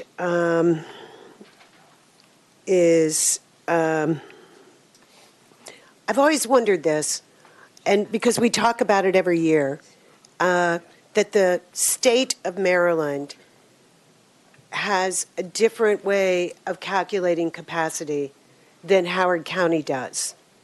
And what is it that the state of Maryland, what exactly do they do when they calculate capacity versus Howard County? Why do they seem to think our schools are bigger than they are? So there are several factors and variables that go into the way that, and it's not, let me first say, it's not just Howard County. Every LEA in the state has a local rated capacity, which is typically different than the state rated capacity. Okay, and LEA stands for? Local Education Agency. Okay. And I will utilize the term LRC and SRC. That stands for local rated capacity and state rated capacity. Okay. There are some jurisdictions or counties that they just use the state rated capacity. Those are primarily the counties that get the highest quantity of state funds, or highest percentage, I'll say, that are 100% state funded. Those typically are the smaller agencies or counties. Some of the variables that go in, to address specifically your question, some of the variables that go in that are different is the way that special education classrooms are looked at. So special education programs, as Mr. Rogers said it, there are several programs that are not counted towards our capacity locally. Those students are also not counted towards the utilization. The state does, in their state rated capacity, if they see a room that is an appropriate size that is indicated for special education, they do add a capacity towards that room. So that's one difference. Another difference is in Howard County, the Board of Education has defined that a teaching space is at least 660 square feet. The state looks at any space that is 550 square feet as a teaching space. So there are additional spaces that the state would count towards their rated capacity that we do not. So those are some of the variables. As you get into individual schools, there may be other specific situations that would be a difference between a local rated capacity and a state rated capacity. Okay. Thank you. And did you find that play? I know it's here somewhere, but there were a lot of different charts that had a lot of different numbers on them.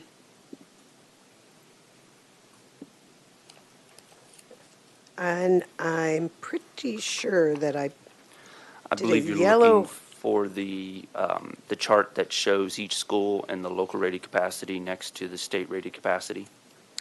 Is that what it is? Is that where? No, because it was a chart where all the capacity numbers stayed the same except for Clemens Crossing. So that's why it stood out to me. And I was just, It's on page 9 of the which back of thing? this. Of the document you received during the meeting, the adequate public facilities ordinance chart. There we go. Item 5V, Clemens Crossing, last page.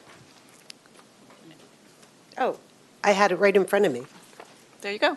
There you go. Clemens Crossing, right. Capacity in 2028, 465.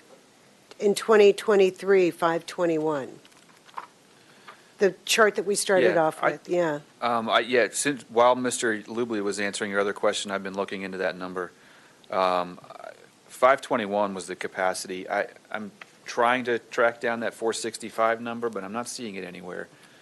So Maybe it was just, it might have just been an error. could have been a which- typo, but I mean, I wanna only continue somebody to look. whose daughter went to Clemens Crossing would have immediately gone to the chart Right. and looked at that and noticed it. So I have to admit, it's not because I'm special.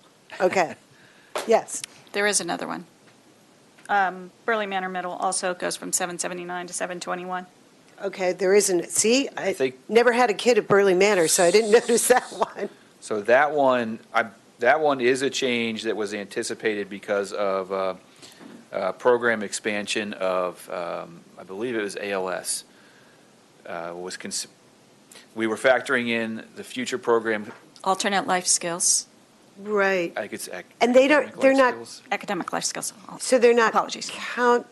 okay, so it's less capacity Correct. because they're not counted toward capacity, but the school district will then take that capacity out of our sort of thought process, even though the state might still count that Right. capacity Right. for their purposes. Yes, so the state So this looks is the at it- Howard County number, Yes, the 721 number, and that may be the same case for the Clemens Crossing number. You may be adding something something may be. programmatic.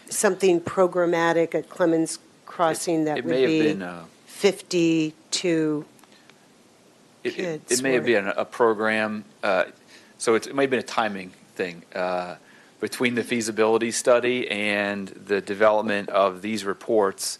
The various budgets are adopted, and oftentimes the expansion of those programs depends on operating budget decisions.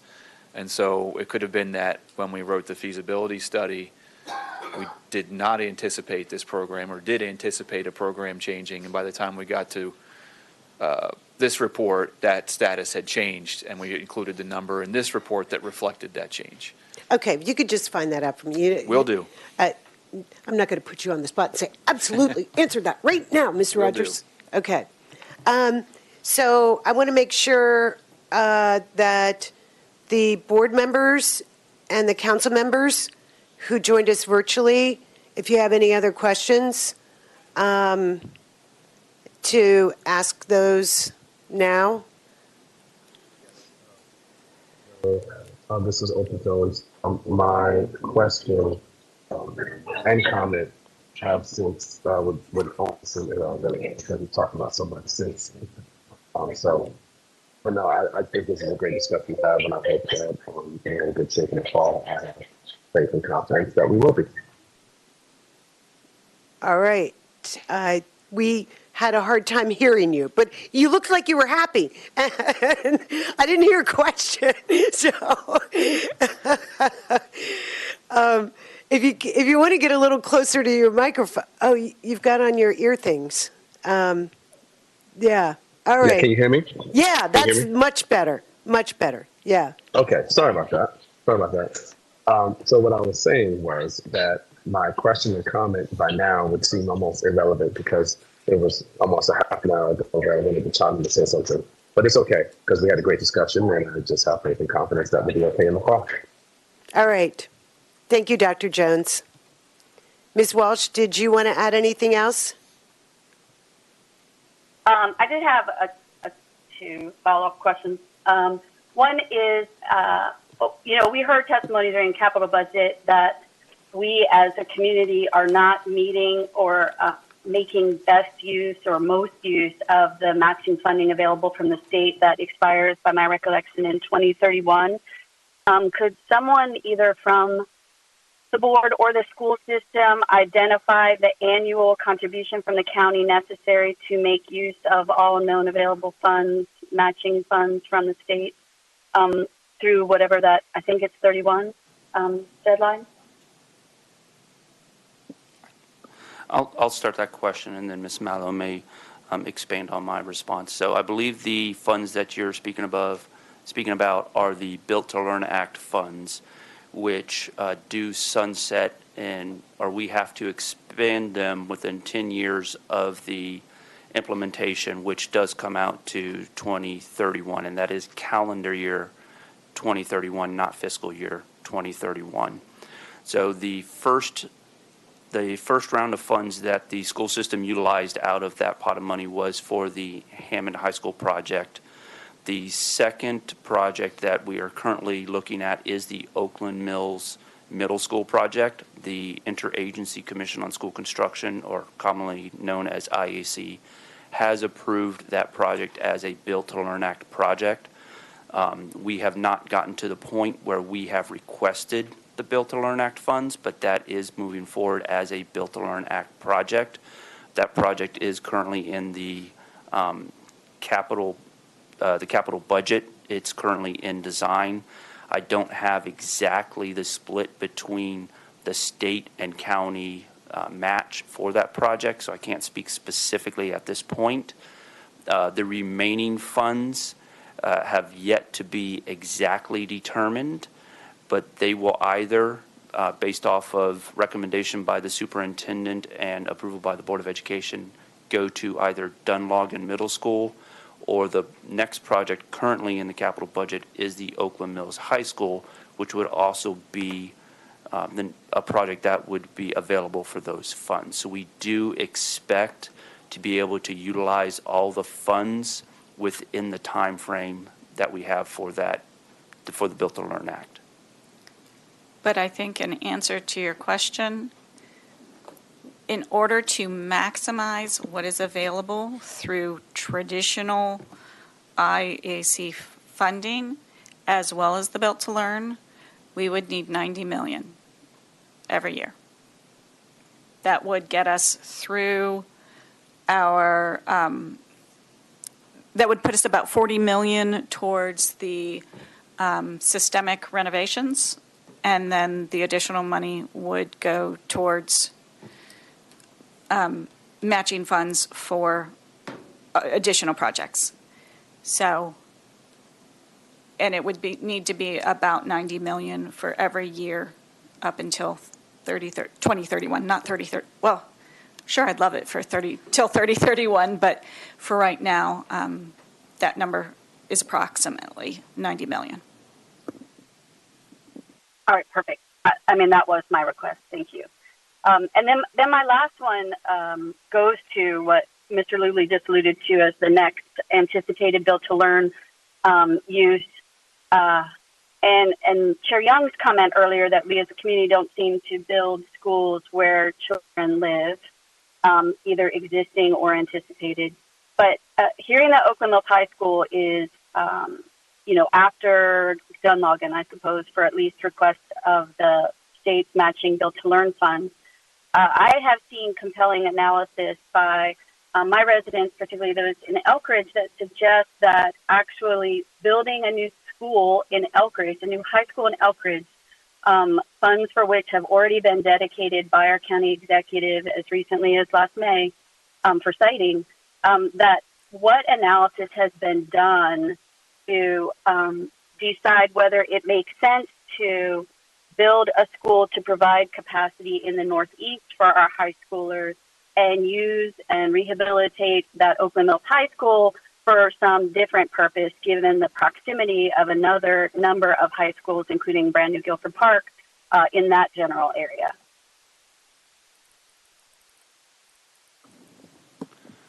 So the school system and Board of Education has heard that proposal. There have been several points in testimony through the capital budget with both the board and the county council where that has come up. So we have preliminarily looked at that. There has not been an extensive review of that proposal. Believe that would need to be further discussed, and at that point, I believe it would be wise for the Board of Education and the school system to include all stakeholders and all the communities to gather that input as well.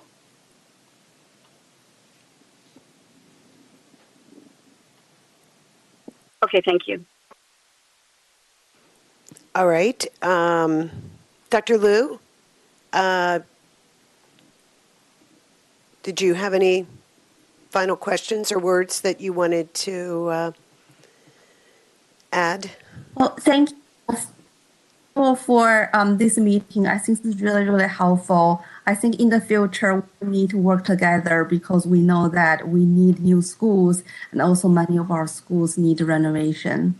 So I know that we're near the time, so let's find more time to discuss, and also we can discuss offline, also listen to the community. I think many times they have brilliant ideas. Thank you. Thank you. Well, that's a nice way to end your comments. Let's see, who, Ms. Gates, I believe you were, is she still on virtually? Okay. I'm still on virtually. Okay. Did you want to add anything? Probably my add-in is not going to be relevant to this conversation other than you all gave great reasons for those P3 funds. So, because we're going to continue to experience all of these challenges. Thank you. Thank you. And is there anybody else on? That's it. And board members. Okay. All right. Gentlemen, did you have any final words about these projections and needs and wants and the thrills of numbers? It is thrilling. I would just generally speaking with the enrollment projection, I would encourage you to look up the report, spend some time reviewing that projection report, and you'll notice that we are projecting a different enrollment trajectory than previous years. So we expect much less enrollment growth based on this projection. That said, we still have capacity needs. We still need to catch up from rapid growth over the last several years. And so that's, even though the trajectory is changing, we still have facilities that need additional capacity as well as condition improvements. Okay. Well, thank you all for participating in this meeting. And I think what we will do now is take a quick stand-up break so that we can stand up for those of us who have been sitting for the last 2 hours. And 5 minutes later, we will get back to this table.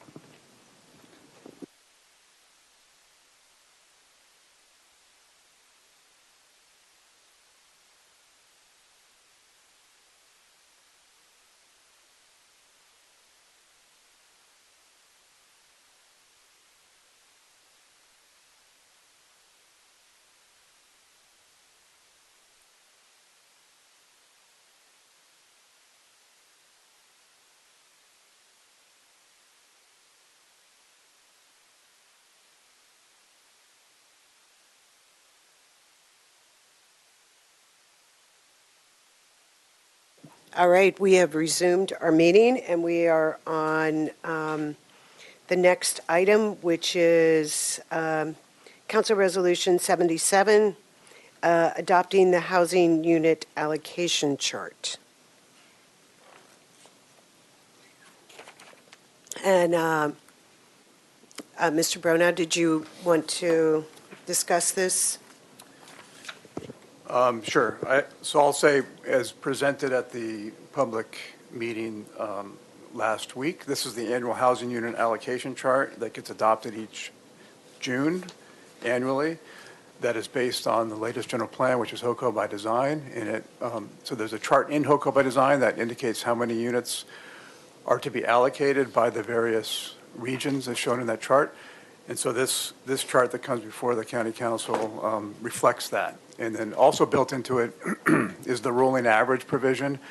So any allocations that aren't used in a previous year get rolled over into the next 3 years. And so you'll see that the numbers do go up a little bit, and in some cases a fair amount if allocations aren't used for the current year. And this has been a pattern that as you know, has occurred historically the last 10 years in particular, where the numbers keep building up, primarily because the rate of development has slowed. So what's been allocated gets pushed into future years. The allocation chart has been less of an issue in current history compared to when AFO started in the 1990s and in the 2000s, where there were cases where certain regions were used up, allocations were used up annually, and so that region was put on hold, or new developments in those regions were put on hold, and then they would be placed in a waiting bin, and when the new chart was adopted the following year, they could then use next year's allocation. So it's a growth management tool and a way to regulate units over time. It was much more applicable in the 90s and 2000s than it is now, primarily because the rate of growth has slowed somewhat.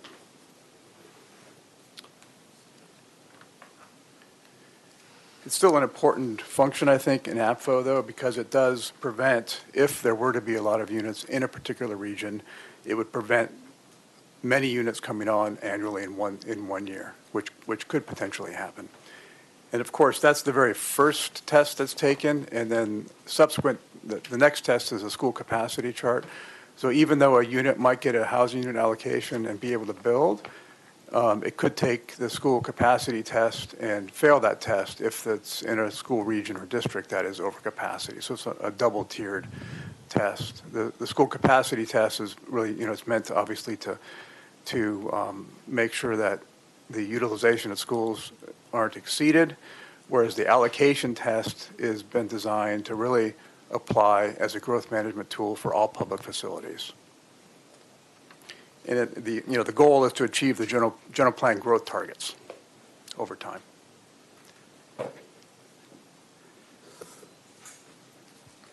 Which I guess we've done, but also, as we've just learned, we haven't. So we've got people where schools aren't and schools where people aren't, and unfortunately our planning has not necessarily gone the way that... Well, in terms of allocations, actually, when we discussed this when we were talking about Hoco by design, it's been pretty remarkable since the 1990s how, if you look in the averages, it really has achieved the general plan growth targets countywide. But, referring to what you're indicating, that doesn't, prevent certain school districts in certain areas to become, have capacity issues in those areas. Overcrowded. Yeah. Yeah. Okay. Mr. Youngman, did you have any questions about this? No. Ms. Rigby? No, my assumption was that we had covered the school capacity chart and the housing unit allocations chart in the previous discussion. So I'm good for these and ready for 37. Ms. Walsh? I did have one question. Thank you. I thought in previous legislation, while the 5 of us were in office, we did put some kind of cap on the roll of those allocations that were unused in a prior year to succeeding years. I thought so too. Can you remind us of that? Yes. Yes. Yeah, I thought we also put a sunset on it. I thought we did as well. Yeah. So yeah, I think that was passed, and there was a 10% cap placed on what could be rolled over, and it did have a sunset provision. And the sunset provision was, it expired, I think, on January 6th, 2022 or 2023, I forget which one, or when Hoco by design was adopted. And actually, Hoco by design was adopted in late 2023. We're very much sorry, yeah. yes. Yeah. Okay. All right. Well, that's very helpful to know because I had forgotten the sunset part. Thank you. So I did have one question, and I think I'm just not totally understanding this. We have this region that is called activity centers, and although it's in the general plan, there's nothing in our zoning code that reflects anything called activity centers.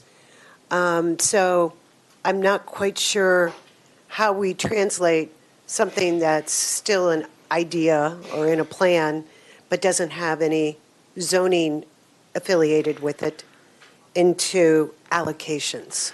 Right. I mean, that's a good question. We had discussed this, I think, when we were talking about Hoco by design.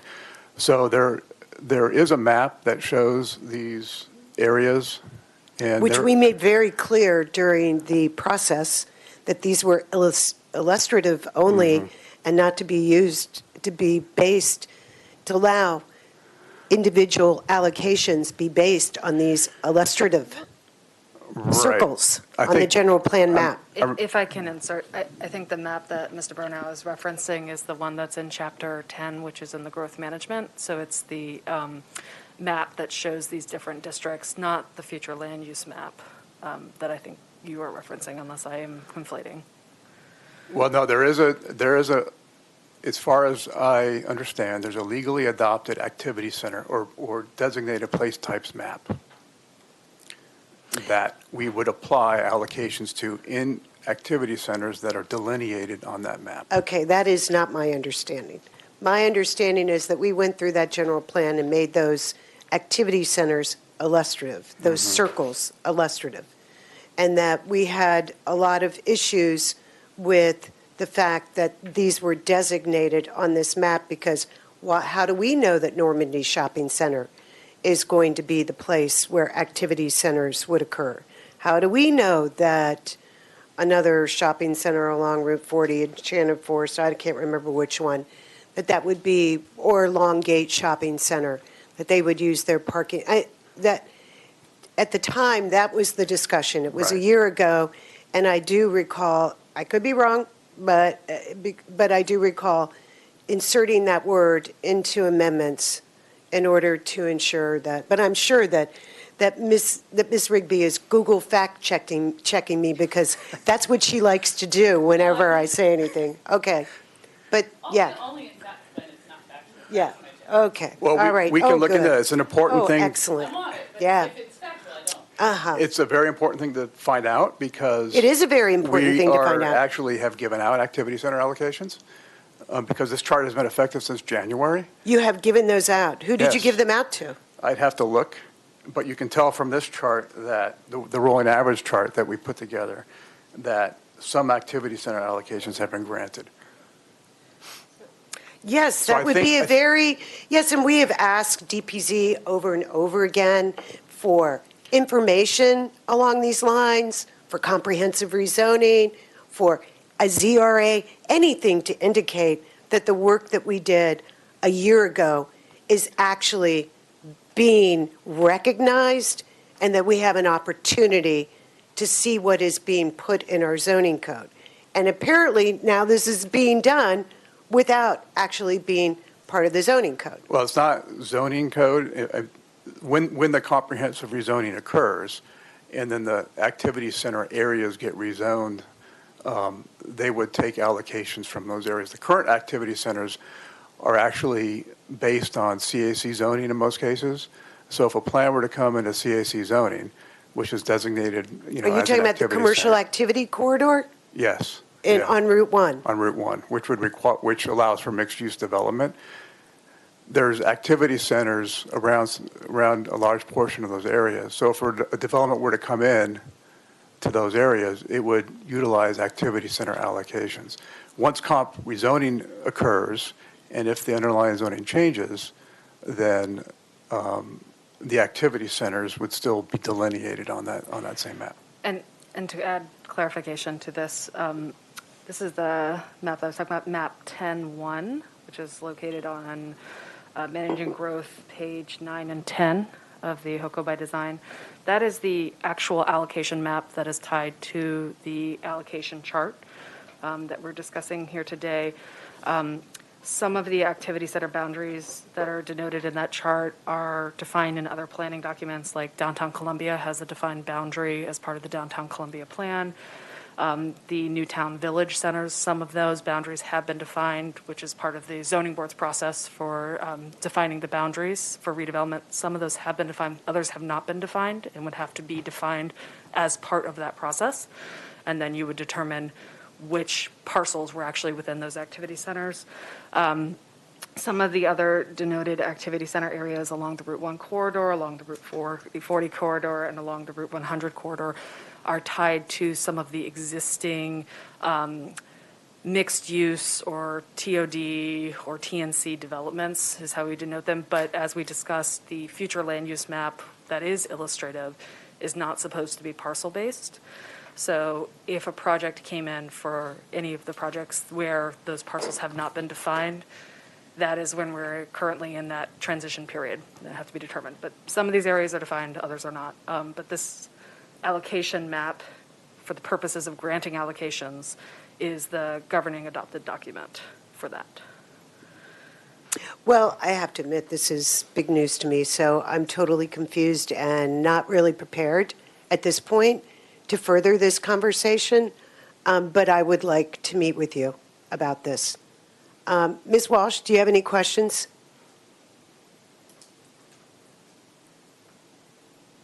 I just share your confusion, Ms. Young. Well, then perhaps we should both meet with DPZ to talk about this further, particularly since these activity centers appear to be on Route 1. Yep. Okay. All right, then we're going to move on to CB 37. Oh, I'm sorry. Did you want to ask questions now, Mr. Youngman? Well, if you want to leave, you can. We have a quorum. Okay. But, I think that we have CB 37, and I think it would be helpful to finish this up. This is the last thing on our work session. I would just request that it could go on a future work session because I don't know that people are going to feel like they've had enough time with this bill. So are you saying that you want to move it on to the table then at the end of the month? I'm saying that it wouldn't surprise me given I don't think we're going to be able to have a very fulsome discussion on it, and it would not surprise me if it needed to be moved to the table. I'm not going to say I want to move it to the table. I just want it, I would just like it to have a full discussion at some point, and I'm presuming that would be at the next work session. Okay, and the next work session would be in September? Yeah. Okay. All right. Wait, wouldn't it be July? Can we ensure that it? Oh, I'm sorry. We're in June. That's right. I'm sorry. My head was in June. In July. Yes. Sorry, Dr. Jones, we couldn't quite hear you. Yeah, I'm sorry. I was trying to say, can we ensure that it is the first agenda item at the next session, if possible? If that's what you all want, sure. I think that's a great idea. Sounds good. I disagree. I mean, I don't know if you have the votes for that bill, but prolonging it to have a discussion about a bill that won't pass maybe wouldn't be the best use of our resources. We just had 3 agree to have it as the first item of the next work session agenda. Well, that would be if it passed. I mean, I would have to agree with Ms. Walsh that if there are 3 votes against it, then it won't. Well, sure, if we kill it, then it wouldn't be on the next work session. Right. But we've just had a quorum of council members, a majority, state that they would like to have a fulsome discussion on it and that they would like it to be the first agenda item of the July work session. But I will repeat what Ms. Walsh just said. Let's just see if we can have the votes to get it tabled. Okay, but I have a call in 5 Yeah, minutes. I mean- We were I mean- supposed I to be mean, done at yeah. 12. Yeah, We I didn't mean- manage the morning correctly, and now we can't have a work session on this bill. It deserves a work session. It got voted or whatever selected to be put on a work session, and we're out of time. So I think it would be really crappy if we didn't manage the morning well, that we then not vote to put the bill on the table and basically steal a work session away. Well, then what I'll suggest for the future is that we make sure that we, especially if we're meeting with the school board as well, that we give ourselves more time for these meetings, because obviously 2 hours and 15 minutes wasn't long enough for 3 different bills, a meeting with the school district and school board, and a singular council bill. 2 hours and 15 minutes clearly wasn't enough. Well, I think more time is fine, and then also maybe time limits or a way to manage each individual's time as well would be helpful. Okay, well then, if we're not going to talk about CB 37, then we are adjourned. This meeting is no longer being recorded.